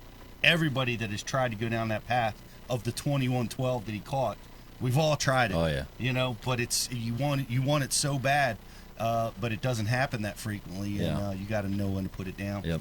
But I wanted to switch gears here a little bit. I'll just do some quick housekeeping. You guys that are listening to us, we're on iTunes. Listen, if you guys didn't know that, you're watching on Facebook, YouTube, or on bassu.tv. We are on iTunes. You can listen to us now. And so go check it out. But if you're listening to us there, I want you to use the code BASSULIVE19, and that's going to give you 10 days free of the Bass University. So come on over and join the program. Get in there. Join the family, just like Edwin Evers says on our new promo, which I love, by the way, and I like turtles too. J-Pal. I like that one. And we've got a lot of gifts. We're going to give away a lot of prizes. We got a trivia question, which we're going to save towards the end. I want to talk a little bit about sight fishing. I know you guys have been with us for a while. That's Appreciate a $400 hydro wave, by the way, folks at home. Yeah. 400 Get beans. in there. 400 You guys beans. on the Bass U site's going to win it tonight. Yep. Want to mention Prime Alert Foods one more time. Awesome. I lived on these at the Classic. I know it. This is all we ate. Our entire booth just dined on all the various selections. that And we had. performed at optimum levels. We crushed it. We had the best. We had the best Classic ever. Thank you, Primal Urge, for the nutrition. You helped us crush it. Use the code The Classic and get your first box. So it's $14.95 plus shipping for the box. You get $5 off your first box with that code The Classic. And you get a box full of meat sticks, man. There's a $30 to $40 value Wow. in the meat sticks in that box. That's a good buy, actually. Yeah, it is. Really good buy. I don't know why you it's all wouldn't good. have it. No, it's Any man, that's self-respecting man, that's an outdoorsman and eats meat sticks has to have this. There's just no excuse. well, in the boat, it's so convenient Yeah. too. I mean, just to be able to reach back there and get protein, it's an amazing My snack. kids go nuts over it. Did Jake get a hold of it yet? No. Yeah, my boys are tearing it up. Well, I think when Jake tries it, he will. Of course, he might get freaked out by the ostrich. He's a little sensitive. Yeah. all right. Yeah. Maybe they got a peanut butter and jelly meat stick for him. He would like that one. But check that out, guys. So much going on at Bass University. We've got a lot of great new stuff coming. We're going to be live at least once a month. We're going to be live on the water like we were today. You can look for me live from the dean's office every Monday and Wednesday, sometimes Thursday like it was today with me and Riz. You got to get out there with GDP. We were talking about that. We're both South Jersey guys. Greg has dialed into the South Jersey bite. Yeah. Really strong around here. I think we might have to do a live next time he's back in He ain't gonna town. take you to his juice. He's sneaky. No, I'll take him. Yeah. Yeah, I got some secondary juice. I might need to be there for that one too. It's all right. See that? There'd be a whole train of boats following us. I didn't give him the win, and I got to go to the secondary juice. Fair enough. Maybe third. Yeah, maybe third. I should have thought of that. I don't Yeah. think there's any service out there. Cell signal. Well, we're live every week, sometimes in the office, but usually my office is on the front deck of my Bass Cat, and that's where we're going to hope to be the rest of the summer. BTC, we got to be live from the dean's office coming soon. We got to get out and do some fishing. Oh, dude, I'm in. All right. I'm going nuts right now, by the way. I'm really sideways. Yeah. Too much classic, too much talking about fishing, not enough fishing. I'm so busy. Yep. And all I see is people out there fishing during the week. Yep. And I'm sideways about it. Yep. So it's just I happening here. We're in our working, part Pete. of the You know what I country. mean? Yeah. Well, we're just getting it, right? Everybody else, like south of here, right? They've already experienced some spring. Nobody works. Like I Justin got you. Kimmel, he's been out fishing for a month now, Yeah. and it's just coming to our area. But it's still awesome because there's pre-spawn. They're biting, they're chomping, they're swallowing bait. This is a great time of the year. I love this time of year. Yep. And I it's never get here. to fish It's this ours time of right the now. year. It's the best. Ever. Yeah. Yeah, well- my best time of the year is the fall. Mm-hmm. Because everybody gets off the winter, goes hunting. But in the spring, I'm always swamped with work. Mm-hmm. Everybody's calling. They want stuff done. Phone rings off the hook. I'm sorry to hear and that. Everybody's out there. I haven't seen a fish on a bed in 10 years. Wow. That's a shame. It is a shame. We'll change that this year. Nice transition. I'm busier than ever. We're going to talk about bed Let's get fishing. into bed fishing. And I want to talk a little bit about. I want the story of the fish. The fish. It's my favorite story about bed fishing. Yeah. And it's crazy what happened. You had a great finish down at the Bassmaster Elite on the the St. John's River. Yep. I was on the Harris Chain. I was there too. Yep. Not You were in that, just I went there right after you guys went. Okay. We had 5 for 30. Whoa. Yeah. Man. Yeah. All offshore. Yeah, that was the deal. Yeah. It was awesome. Right. Yep. Well, you were at St. John's, and it was awesome there, too. Yes. Some old guy, 72 years old, caught 2 9-pounders and a 34-pound bag on the last day to win. Yep. But you had an excellent finish. Yep. And you did it all sight fishing, but one fish in particular Yep. gave you a hell of a lot of trouble. Yes. Yes, it did. Take me through. How big was that fish? It was 8.15. 8.15. Yep. Yeah, it was a giant. And so let's back up a little bit. So going into that St. John's, and this is why the Bass University is so good. Going into that St. John's River tournament, we kind of really had crappy weather. Everybody was having a tough practice. Mm-hmm. You know, that Monday, Tuesday, Wednesday was cold. And Wednesday, the weather started to change a little bit, started to go uphill. I'm sorry, it was Sunday, Monday, Tuesday we practiced. Wednesday was a media day we had off. Right. Wednesday was 80. I love that you guys have off on Wednesdays, by the way. Yeah, so that was pretty cool. So I 80 degrees. found an area in practice. I found a bunch of vacant beds. There was not one male, nothing on it. So I saw the weather coming, and I predicted. I said, "Listen, this is what I got." So I gambled my very first elite event that they were going to be there. That the warm, Yep. stable weather Yep. was going to cause those fish to populate those beds, which were vacant. Yes, one thing I learned That's in it. Florida that I can tell you that's different than up here, a lot of stuff in Florida happens overnight, whether it's a warming trend, the fish move, or it's something gets really cold and the fish move. Unlike up here, you know, we get cold weather, it might take 2 or 3 days to set in before the fish feel it. You know, in Florida, if you get that really warm weather, I've learned before in the past, it can literally happen overnight, and it did. I pulled in there the first day of the tournament, and they were loaded. Every bed had fish on it. Good night. Yeah. So They it was just moved in. just like that. One day made a huge difference. One Wow. day. We had cold, one warm day. Mm. And it was game on. That had to be amazing. You were like, Well, yes, I guessed right. Greatest feeling ever. because a lot of times it's not. You know, you go with your gut, and sometimes, you know, it's not right. Yep. But this time it worked out. Oftentimes, I found when you make that kind of decision like that, the rest of the field won't do it. Correct. So were you by yourself? Me and 2 people. Wow. So it was me and 2 people until 2:30, 3 o'clock the first day. Then guys started seeing boats in one small area. And by the end of the second day, there was 21 boats there. Whoa. Yeah. So, you know, it is what it is. I can't, you know, there's nothing you can do. I don't own the water. I'm never one to, you know, get in conflict. It is what it is. I just started fishing around everybody Sure. and beating them. So it was good. But to go back to that fish, so here I am, my first elite event. I pull into the spot. The fish are there. I'm excited. At this point, I think I got 4 fish in the box. So Nerves? yeah. Well, the nerves weren't too bad. But the thing about this story is how I felt after what happened, you know, the very first elite event. So anyway, I'm going. There's bed. It's, you know, a bunch of scattered eelgrass, and I happen to notice a little white spot out in about 2.5, 3 feet of water. and I look over that light spot, and all of a sudden I see like a black log just pull up on the bed, and I'm like, that's a giant. That's not a log. Yeah, so I power pull down, and I start working this fish. And, you know, we'll get into bed fishing a little bit, but the way that I had to catch this fish, it took me a little bit to figure out, you know, how I had to actually present the bait. So, you know, I'm working this fish. I throw in there. I get this fish to bite, and I'm like, I got this thing. So I go back, I lay back on it, I set the hook, I fight this fish all the way to the boat. When I first saw it, you know, down in deeper water, I thought it was 4 or 5 pounds at this point. I'm fighting it now, and I'm watching it come in. I'm like, oh my God, this thing is huge. So I'm just about literally to pick the rod up and grab this fish, and the hook goes twink, right out of its mouth. And I'm like, oh my God, like I stood up, and I'm like, this couldn't just happened. You know, first time out here doing this. But the first thing I noticed was I look back, and the black log's right back on the bed. And I'm like, and all my bed fishing, you know, that I've done in the past, man, I've caught a lot of fish around here in South Jersey that I literally cast on the bed, caught the fish, throw it back, cast on the bed, caught the fish, throw it back. 3 times in a row is my limit. I can always catch them 3 times in a row. A lot of times within 10, 15 minutes, 3 different times. I've done it a lot. So when I saw that fish go back, I knew I had another shot at this fish. So I get set back up.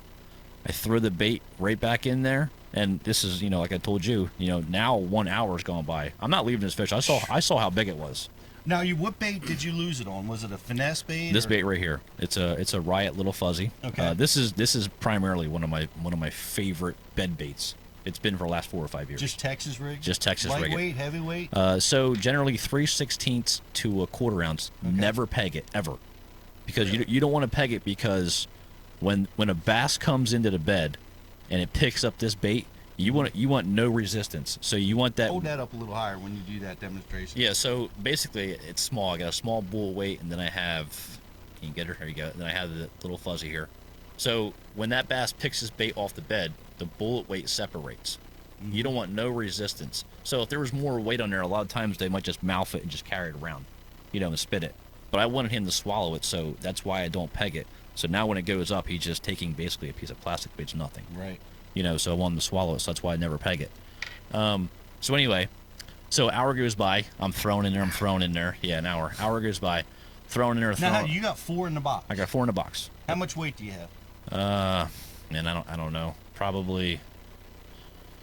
I mean, I don't know. Because to me, it's like it's a lot easier to donate that kind of time if you've got 4. I didn't have 4 big ones. Not by no means. You know, it was at this point it was probably 12 o'clock, and I had to leave at 2 because I had about an hour ride back. So yeah. Anyway, so I throw it back in there, and I'm dead sticking the bait on the bed. That's the only way they would bite it. It literally I had to cast it in there and not even move it. So I'm just standing there, like I've literally been standing there probably for now at this point 20 minutes, not even moving my line. 20 minutes just watching. I feel twink. It eats it. I can't even see it. I just feel it. I feel twink. 20 minutes. 20 minutes of literally not moving my line, not moving. Right. So, and this takes a lot. It does take a lot to get to this point because I've done this a lot. It's how could you possibly leave it in there for 20 minutes? Are you seeing the fish being affected by his presence? No, I'm not. But I just know how these fish act. You hear a lot of guys talk about it. I can roll down the bank and tell you if I can catch that fish or not just by looking at it. Oh, I've heard that before from sight fishing gurus. Quick glance at a fish. Once you get good at it, you know. So That's so interesting. Yeah, it is. It is cool. Things in hunting that are the same way. Yes, hunting and fishing are very much alike. Like a duck when it's flying. I can tell when a duck is flying by if that duck is going to work into my decoys. Yeah. Just by the way it's flying when it's hundreds of yards away. Awesome. Yeah. And you'd probably be very good at sight fishing. Not like this guy, because I can't keep my bait on a bed for 20 seconds. You'd be surprised, let alone man. 20 minutes. All right, so very impatient. But go ahead. So we're 20 minutes in on the bed. So now I'm an hour in on this bed. I'm 20 minutes on not moving. One cast. One cast, not moving the bait. 20 minutes, and then all of a sudden I feel my line goes twink, it jumps. So wait, not moving the bait for 20 minutes. Not even. Where you been? Not freaked out by not this, even man. moving it. 20 minutes. I know where the sweet spot's at. I'm sitting in it. I'm waiting for the fish. Cramping up? No, I'm just sitting there staring. At this point, I'm like. Are you sitting on the deck of the boat Indian style, or? So that's another point too. We'll get to that. Okay. I'm not sitting Indian style at this point. All right. So remember, I said I got to talk about something. So 20 minutes goes by, my line jumps. I'm like, he's got it. So I go down. I'm like Superman, man. I freaking hit this fish as hard as I can. My line breaks. My line breaks, but my line broke like it was just like a hair in the wind. It was like nothing. Yeah, like a pickerel or muskie. Yeah, like it was not even there. So my heart completely dropped first off. Oh my God. But then I was like, he never got the hook. He probably just went and just spit it back out in the bed. So now I retie him. Now I'm going the 20-pound test. I'm like, I'm going to hit this thing hard. So now I retie, and now another hour's going by, and I'm still on this fish. So I got a good solid 2 hours on this fish. And So that's like 3 That casts would have an hour. been amazing on Bass Live. Yeah. yeah. So man, it's a total I shame. think some of it was actually. It's a total shame because my GoPro. Greg is still in the same position on the same cast. Yes. Check back in 20 minutes. He hasn't moved in half an hour. So Brian Basher did get the other big fish on camera. But anyway, so my GoPro wasn't plugged in. My thing came unplugged and it died on me. I had no idea it was off. I thought it was on. So anyway, back to the fish. So That's why now, you finally caught it. Yeah, 'cause now the GoPro died. it was dead almost the whole morning. I was like, damn it. So I go back. Now we're at 2 hours now. I throw in there and Are you power pole down? I'm now? power pulled down. I ain't Okay. moving. I'm not even breathing. How Good on close? gas. How close are you? I would say maybe be 25 feet away, far away. You were pretty far. Yeah, because I located it. I could see the circle. I could see the bass in there. Whenever I know that I can locate them, I stay as far as possible. Okay. We'll get into that too. But anyway, so now I'm sitting there, same deal, not even moving. I'm just waiting. Worked once. Yeah. Well, it usually works every time. So I'm just sitting there doing, once You're you not find shaking it? No, once you find the sweet spot, and if they're being really stubborn, man, you can't move. Throw it in the sweet spot, let it sit there. So now we're at 2 hours on this fish, and all of a sudden, my line jumps, and the whole time it's like your glasses are my bait. The whole time the fish is like this, just staring at it. Oh my God. So my line jumps, and like I said, I went 20-pound test this time. When he bit that thing, this time he bit it. She. He went, or she bit it, and it actually went off the bed with us. Now my line's moving, and I'm like, this thing swallowed it. So I go as far and hard as I could, and I hit that fish as hard as I could, and I fought it. It came right to the boat, and mouth opened right up, and I grabbed it. Nice. She just gave up. Yeah, you want to talk about scream, man? I was so happy. That's amazing. It was stupid. 8:14. Yeah, 8:15. Yeah, it couldn't be 9. It'd be my personal best. 8:3 was a personal best up until that point. Right. So that worked out pretty good for that. But Where was man, 8-3, Jersey? no, James River. Oh, okay. Yeah. Yep. Yeah, so that was a very exciting catch for me. Ended up weighing 18.7 that day, I think I had, or something. Anyway, so let's go into one more fish catch real quick, and I don't mean to drag anything out. Day 2 of the tournament. It's a great story, dude. And this is a scenario I've never seen. That's why I'm going to tell you about it. Okay. Day 2 of the event, and if you go on my my Facebook, Brian, on my regular page, this video is on there. My marshal recorded it. If you can get it. Yeah. So I see another fish. This is day 2. I see another fish. It's a big fish, and I'm like, man, this thing's probably. Now I'm thinking to myself, that one was 4 or 5. I thought it was. This one looks 4 or 5. These fish are from a distance. That's why I'm saying this. So I realized that it's probably 7-8 pounds. So I'm working this fish. I got about probably an hour on this fish, and the female, it was not locked. It was just going back and forth. And at one point, I saw her stop. And I thought to myself, now I can catch this fish. Because it stopped on the bed, and then it left. It stopped on the bed, it left, and a male comes in and sets up on the bed. And I'm throwing the drop shot now. I'm throwing it. This is day 2. Day 2, they would not bite this sitting on the bed. It had to be hovering in their face. Mm-hmm. So at this point, I got a limit already. This is the only big fish that I've seen so far. So I'm flipping to the male, drop shot to the male, drop shot to the male. The male bites it. Just as the male bites it, the female comes in with her mouth open to eat it. And the male takes it, and the female just misses it. And I'm like, crap. But the male was 3 3/4. The male was big. Okay. So I got the male. So when I saw the female do that, I said, I'm definitely going to get this fish. So I throw my drop shot in there, and this female gets so mad. This is what I've never seen. This female gets so mad. She backs off the bed about 5 feet, and she hits the gas as hard as she can possibly go and tail slaps my drop shot out of the water. Come on. It was unbelievable. I was like, holy crap, did you just see that to my guy? And he goes, yeah, man, I never seen that. I said, he lives in Florida. And I go, yeah, I never seen that. So I throw my drop shot back in there again, and maybe 20 minutes goes by, and at this point I already got probably an hour and a half on this fish. So the fish gets pissed off again. The fish does a huge circle super fast around the bed, comes in the bed, and just eats my drop shot. And then I just jacked on it, and Brian get the video to come up. That's that fish I'm reeling in, and me and him were screaming. It was just it's just a heck of a catch. What was the weight on that fish? I think that one was 8.4. Yeah, it was just a cool day. You know, day 2 I had 20 pounds, 14 ounces or something. Right. But day 3 of the event, that area got completely blown out by the wind. So I scrapped everything I had. I never even threw a cast in there day 3 because it was like chocolate milk, and the wind was 2-3 feet waves coming in there. And I just started running canals down by Dexter, and I caught 15 something. Right. Yep, had a 7 something that day too. Good night. Yeah. I love the St. John's. I do now. Yeah. First time I've ever been there. That's awesome. It's tidal. It's a river system. It's got current. Yep. It's got a lot of things, Is including this giant bass. Is that the one we're talking about? Nah, that's my girlfriend. My bad. that's actually Upper Bay. Good try. So he's working on it over there. Yeah, it's just a mugger page. It's not too far down. It's a shared video he shared on my page. But How long did you have to leave the casting to catch her?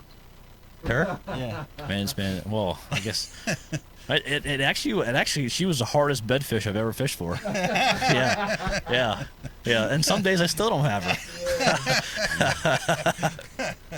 Have to go, Do you have any tricks to help our viewers? Yeah, run away. That's great. Yeah. Awesome stories. Awesome big fish. Quick, and we're gonna give a trivia, guys. You guys been with us. I know we had a late start. We got a $400 Hydro Wave that we're gonna be giving away real soon, Brian. That's right. Because we're gonna ask this trivia question and give you guys a shot at it. Greg, Yes. that one right there? No, it's not. It's not on my YouTube. Is that what you're on? Well, Because while Brian's looking for that, I got a question for you, Pete. It's not on my. That's come in on the IM board, and It's on my regular page, not my Greg Dipalma GDP page. Oh. It's on just Greg Dipalma. all right. Well, we'll find that. Yeah. But Just tell him, Brian. Pete, There you go. Scroll down. So I'm with you. yeah, so we got a question here, and I kid you not, I didn't make the question, but it's actually my Instagram handle that somebody is using my Instagram handle. Rizby Fishing asks, and it's not me. If I'm lying, I'm dying. This can't be good for me. Now, do bass on the Delaware River stage up on ledges on the main river like other ledge fishing lakes in the country, especially when bait, shad, or herring is moving out to the main river during a post-spawn? The bass on the river stage on ledges, and Yeah. it's interesting. It's an interesting question. I lose the fish on the river certain times a year, and I suspect they might do something like that, but I've been looking for it forever. I don't know if you found it, Greg. I know you're a river guy. I would just say, the way the grass is growing in that river, they just pull out to the outside of the grass in the main river. I agree. I fish the grass edges. Yep. It's definitely a grass-oriented deal, but I promise you, I see the bait out on the river. Yeah. It's there. I see there's tons of catfish all over that river, which kind of look like bass.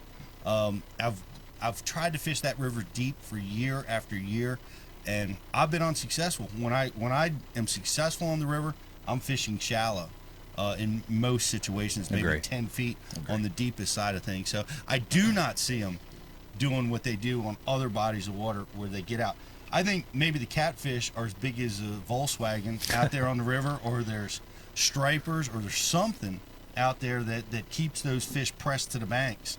And I do lose them. Like you'll find them in the wintering areas, and then when it starts to warm, they kind of leave those wintering areas for a little while. I kind of lose them, and all of a sudden, those same wintering areas where they spawn, they just start showing up in droves. And I don't know, the herring come up, it scatters the fish. They're chasing bait.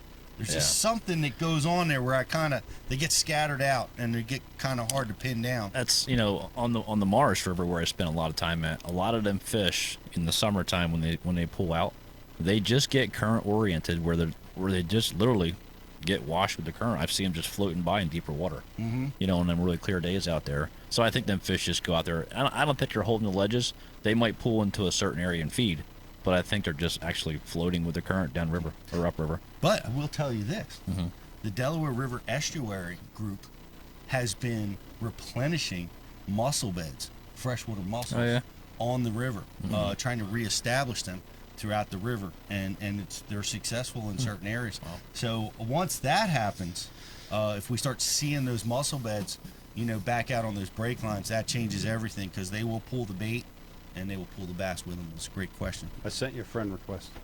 Me? We're not friends on Facebook? I think only your business page. Your yeah. Should I accept it?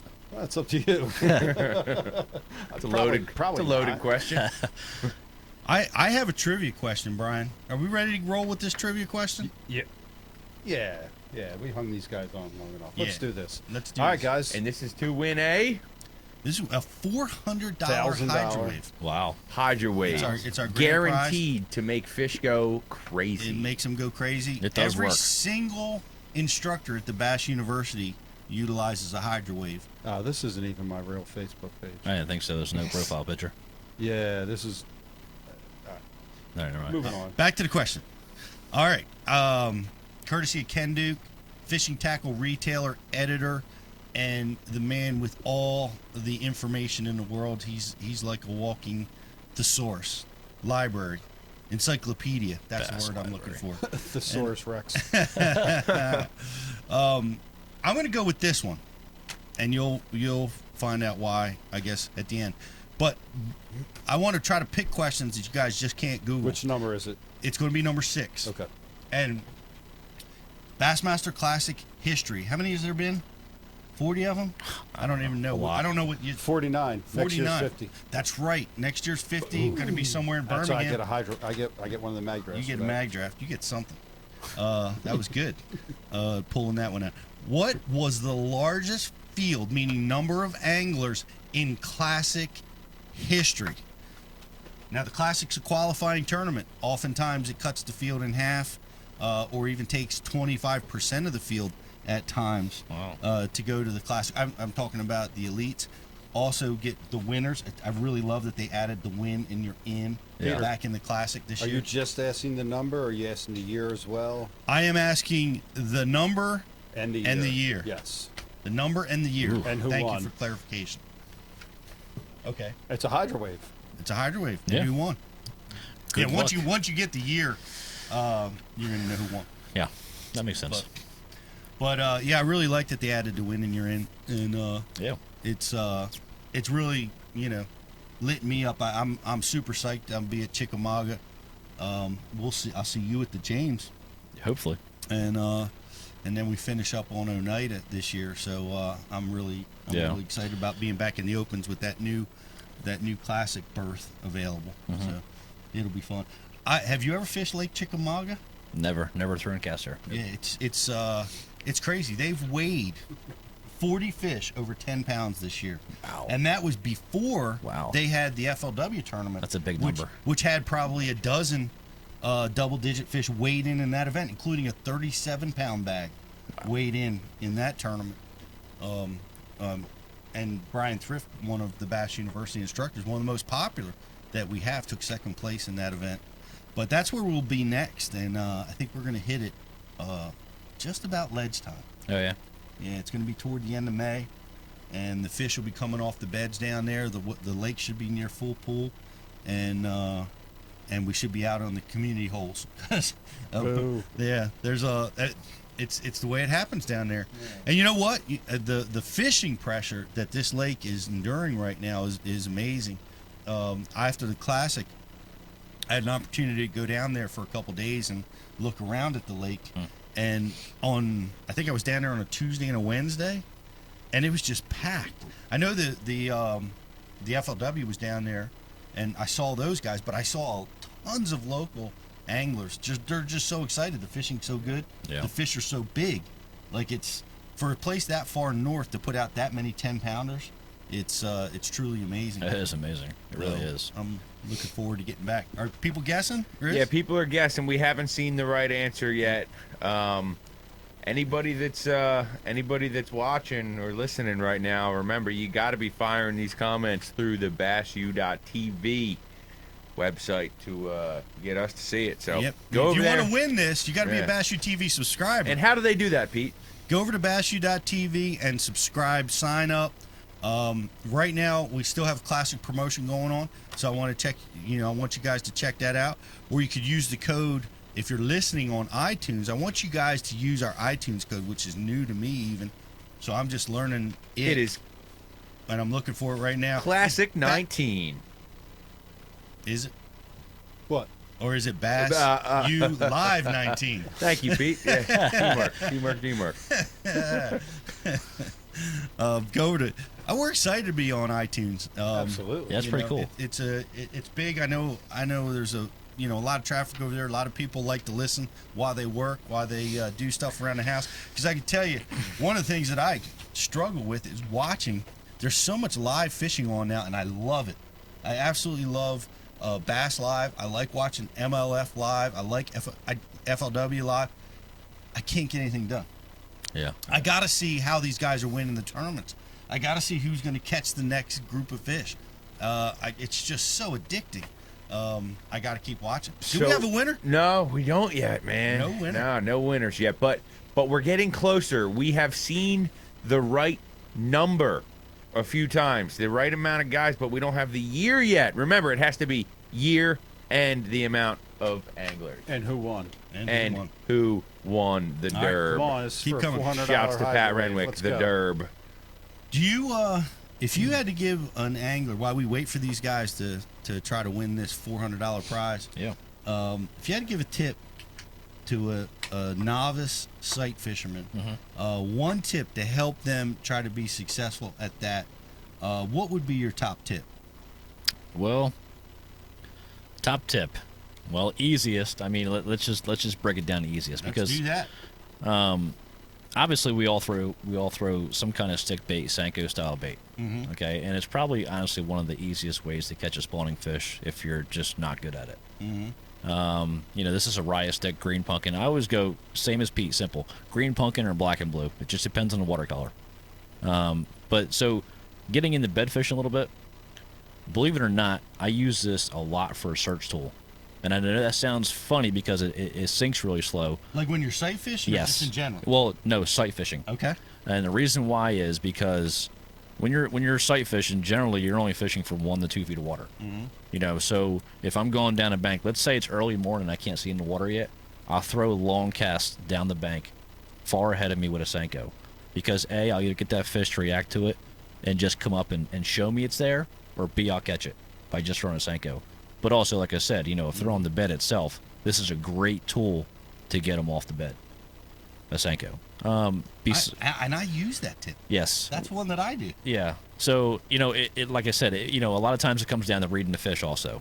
If it's going to bite, not going to bite. I think this Hartwell event, if this weather lines up like it should be, you're going to see a lot of good, sight fishing tactics, basically. And hopefully I'm on day 4 of this event. That'd be pretty cool. That would be awesome. Yes, that would be awesome. But besides that, I would say the drop shot is probably one of the best all-around bed baits. And the reason for that is because if you get a fish that's normal like all the other fish, you usually can't catch it right away. You usually got to work it. So the reason why the drop shot's so deadly is because you literally can put your weight down there, have your drop shot, and you don't have to move the bait off the bed because your weight's holding there if you just pump your line. If you were to pump your line with a Senko, you're pulling it. It's coming away. Yeah, if you're pumping a drop shot, it's just shaking. Right. So you can literally put this in front of their face and just keep on wiggling and just, make them mad enough to eat. Is that a riot worm? Yes, this is a riot. It's called a probe. And morning dawn basically is my favorite color when I'm bed fishing or just drop shotting a lot of different times.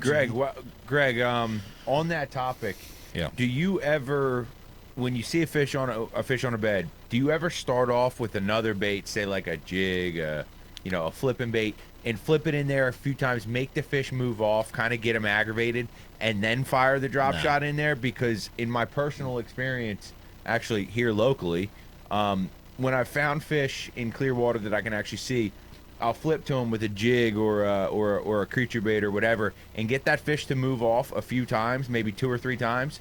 And then the first cast that I put that drop shot in there with that smaller finesse profile bait that's up off the bottom, it's like guaranteed. Yeah, so a lot of times, like I said, so a lot of times you can read the fish, and it also, you can read them with your baits. So like I said, I'll throw this little fuzzy a lot, flipping it wise, especially if I just want to lay into them hardcore, or I need a bigger hook because it's a bigger fish. What size hook you throwing with that little one? That's a 3-inch. Yeah, 3-inch bait. Right? Yeah, it's 3.5. So I usually throw a 3/0, flipping style. This is usually what I want to throw here. It's just an FPP straight shank from Hayabusa. Okay. It's Hayabusa's just good hooks, man. Yeah, the main thing with Hayabusa and me is, with drop shotting a lot to where either I'm setting the hook on a fish or I gotta dig a good hook into them. Their barbs on their hooks are bigger than most. And a lot of times when I pop that hook out of a fish's mouth, I mean, it's really hard to get out. So that goes a long way to me, because that has a lot of holding power. And a lot of times when you jack a bedfish, it's taking off. Right. It's not like you got a lot of water in between you. You got cover. You're all around. You actually do lose a higher percentage of bedfish than you do fish just fishing. Yeah, and that makes sense. Yeah, that's what I'm saying, because you have so many different variables. Right. It's not like you're catching that fish off guard that you're just flipping into a tree or whatever you're doing. It's like you're jacking that fish off of where it wants to be, literally. Right, and a lot of times they don't take it that good. Yeah, that's the other thing too, for sure. They're not committed to it. Yeah, so Riz, I do. I used to throw jigs a lot. I don't really throw jigs that much anymore, because if I can throw something where it's just got a little bit of plastic in the way, no brush card, I'm going for a straight hit. Right. I'm hitting them hard. Getting that hitter. Exactly. I mean, otherwise, in there. I'm gonna drop shot them and finesse them into bite. It doesn't take long, like you said, with a drop shot most of the time. So if you can cut the whole flipping thing out of the equation and catch them right away and go right to the next one, why not? Pete just throws a Senko. Any winners yet, Rich? No. I'm going to give have a clue. What's that? I'm going to give a clue. This winner made the cut today in today's MLF Derby. Ooh. He made the cut. Ooh. On So Shotgun Day. we've seen the right number. We've seen the right number a lot of times, but it's the year, guys. We need the year. Oh, as I said it, We have a Jake winner. the Snake Haas, Jake Haas. 2003 Louisiana Delta 61. Mike Iconelli. 61 competitors. Mike won. Mike Iconelli won the big, against the biggest field. And congratulations, Mr. Haas. We got his information. We can just drive it down to him. Yeah. That's well, congratulations. Thank you, Hydra Rave. Thank you, TH Marine. Thanks for all you guys do for us, Humminbird, as well.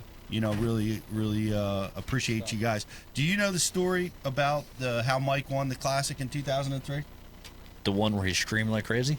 Yes. I saw the video. I don't know the actual story. Well, the main reason he won is because he borrowed my boat to practice for the Classic. And he, of course, I have to take full credit. But your waypoints are in there, I know. Yeah, he had to find his way into this backwater where he won, and he used my boat to plow and unearth a canal into this backwater. You're a nice guy. Yeah, and then my power head blew the day I got home. He gave me the boat back, I think it was. But it was great. It was a great win. Thought he was going to win here. Had an amazing Classic with a fourth place finish on the Tennessee River. That was pretty awesome. Shout out to Ott Defo for winning. We got to spend a little time with Ott. He caught a 6-7 live. I saw that with us. I saw that. That was amazing. Giant. -1 lamprey eel. He's very talented, man. Yeah, he's a very talented. He's the guy. best of people. I really enjoyed spending time with him, and he modified. He showed us how to modify one of the lures that he actually used to win the Classic. It was an Arashi Vibe. What do you got, Breaking news. BTC? Breaking news is right. In the midst of all of the in the midst of all of the messages coming through, the timestamps revealed that the winner was actually, in fact, Showtime 99 and not Jake Haas, because his message came in just seconds. Seconds. 99 at 9:05. Sorry, Jake. And he had Mike's name in there. Oh man! And our boy Jake, and his dad, who's how big's Dave? The large 6'3", guy. Bigger than 300 you. pounds. Yeah. Yeah. I'll see you at Union, Dave. Dave, your son's not getting the hydro wave. You guys have a lot to answer to back there. You guys better hook them. We're gonna hook you up with a Jake, nice you prize put for Mike's name in second there, place. Yeah. But we'll hook Damn you. it. We'll hook you up with some Showtime 99. Good job, Showtime. some Rapalas. We'll hook you up with some cool stuff. Yep. Hey, congratulations, Showtime 99. That's right. Get us your information. Get us your customer code, which is in the top right hand corner of where you're watching us right now. That is correct. So we've said a lot. Jake just texted me. Nice job, Steve Harvey. That's a good one. You get another extra prize for that, Jake. Dude, they were cracking champagne. Look what you did. I know. What you Heartbreaker. did, I'll man. put it on me. Put it on the Riz Hump the Pooch. Well, You got to. Jake texted me the answer as soon as we posted it. I'm like, dude, you can't text it to me. it's got to go through the IM board. They're getting ready for an expo in Connecticut. I'm like, you got to jump on the message board and put the answer through. Yep. Like, I can't take this. And he didn't put Mike's name in. Plus, he got beat by a minute. So Yeah. Well, We got some Riot baits up here for a giveaway, right? Yeah. yes, we do. Yes. Yes, we do. Yep. Let's take some questions, man. Yeah. We got any questions? Is everybody exhausted? Yeah. Any. Becky's trying This to is- throw us out. Too. I know. I guess. Let's get this. I got one for you guys, and it's going to stay on the topic that it seems we've been on for a good bit. Perfect timing because we're going to start seeing them on beds here pretty soon.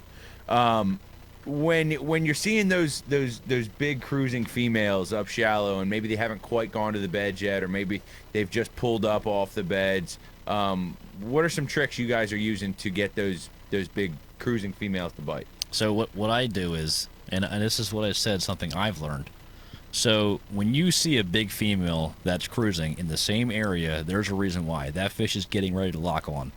That is when I will back off just to the point where I can just barely see her. You know, not showing a presence makes a big difference. So also, believe it or not, push pulling does make a huge difference. Sure. Huge difference. And not only that, back to what Brian said, sitting Indian style, I will literally get down on my knees so that fish cannot see me and I can just see her. Mm-hmm. It makes the biggest difference in the world to a big female. I mean, they're smart. They've been caught before. You know? So that's... I have a slightly different strategy. Hit it with a trolling motor, knock it out. I run to the coldest water in the lake to where they're pre-spawn, or I go to where the warmest water in the lake is to where they're post-spawn. Yeah. You know, because it's a different kind of mentality fishing for those kinds of fish. It is. And they can be caught. And I've spent days and days and days developing my sight fishing abilities, you know, and Yeah. because when I first had to do it, like we fished tournaments where they were bedding, and I was thrust in the tank with Shaw Grigsby and you know, all the guys that were really excellent at doing it back then. You just got your head smashed in. You got your head caved in. And I would spend every spring for 10 years developing my ability to catch spawning fish. Yeah. And I got much much better at it. But I over the years in spawning tournaments, I think I've had 2 really good tournaments doing it. Most of the time, this is important to know your strengths.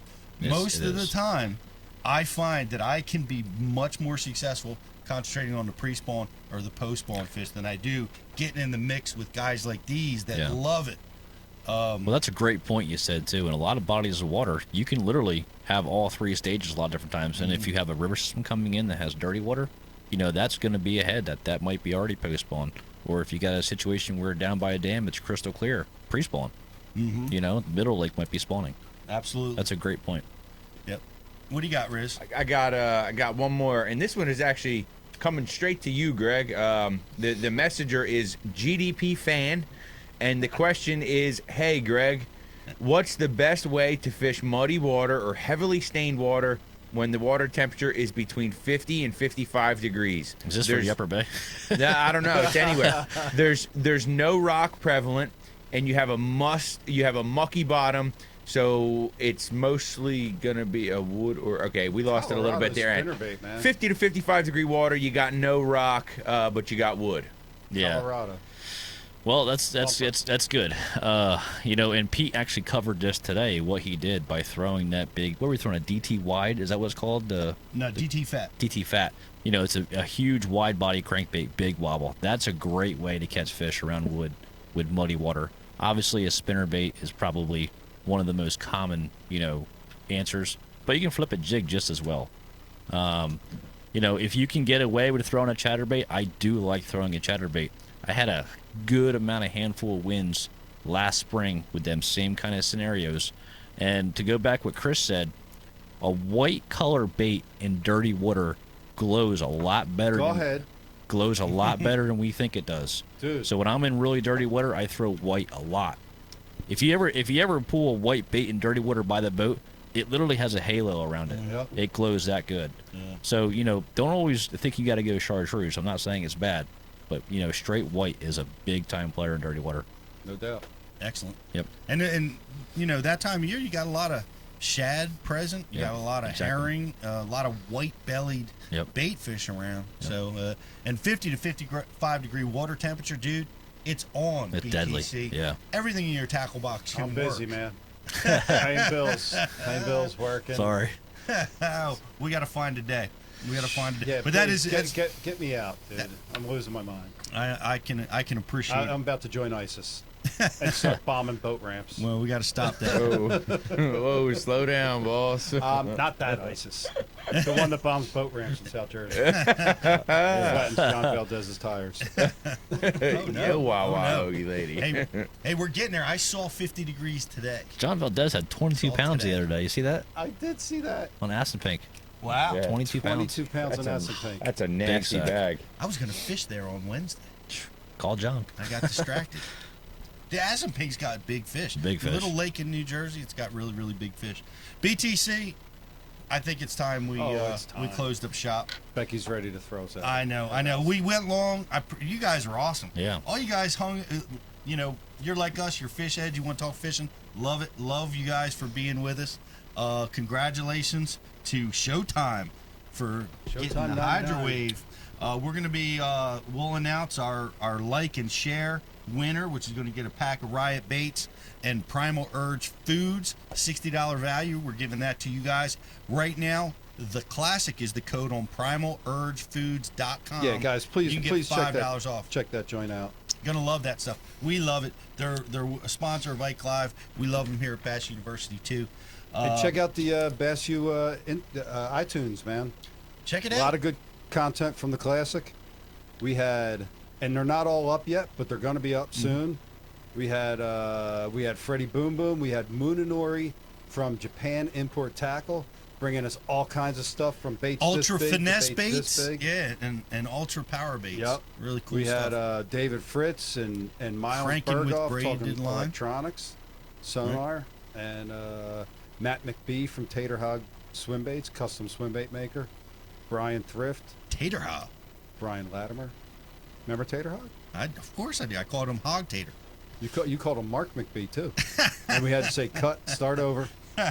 Sounds like a side for a plate Shin of wings. Fukai and John Cox. So there's a lot of good content coming up on the Bass U iTunes. Plus Greg Dipalma, GDP, and more to come. And the Riz. More and more to come. Steve Harvey. Yeah. What up? That's funny. Jake Haas, my bad, dude. I'll put that one on me. I'll put it on me. I believe he's going to put it on you. Yeah. Greg, guys want to follow you? YouTube, Facebook, where can they find you? Yeah, so Facebook, Instagram, both the same. It's Greg Dipalma /GDP. GDP. I like it. Yeah, and Twitter's Greg Dipalma Fishing. YouTube, Greg Dipalma Fishing. Mm-hmm. So pretty cut and dry. Just remember the name, and there it is. Awesome. Well, we'll look for good things from Hartwell. I hope they're spawning for you. I know you want that. Yeah, I hope they are too. I'm whatever phase they're in, I'm cool with it. But if I can look at them, I don't mind that. Awesome. Well, we'll be watching, and thank you everybody for watching. If you're listening to us on iTunes, it's Bass U Live 19. I got it. That's our code. 10 Bass days U free. Live 19. 10 days free. Come over and check it out. You'll be able to have a chance on our next live show to win all these cool prizes. And we got a lot more great stuff coming with some of the best anglers in the world teaching about what they're really good at. That's all available at Bass U TV, and we have lots and lots more to come there, so you don't want to miss it. Thank you for watching. Hope you guys have a great evening. Thank you to our guests tonight. Thank you to our guest, Chris Zaldain, for staying after dark in Texas, and good luck to him as well on the next Derby. And we will see all you guys right back here on Bass U Live. Have a good night, everybody. See you guys.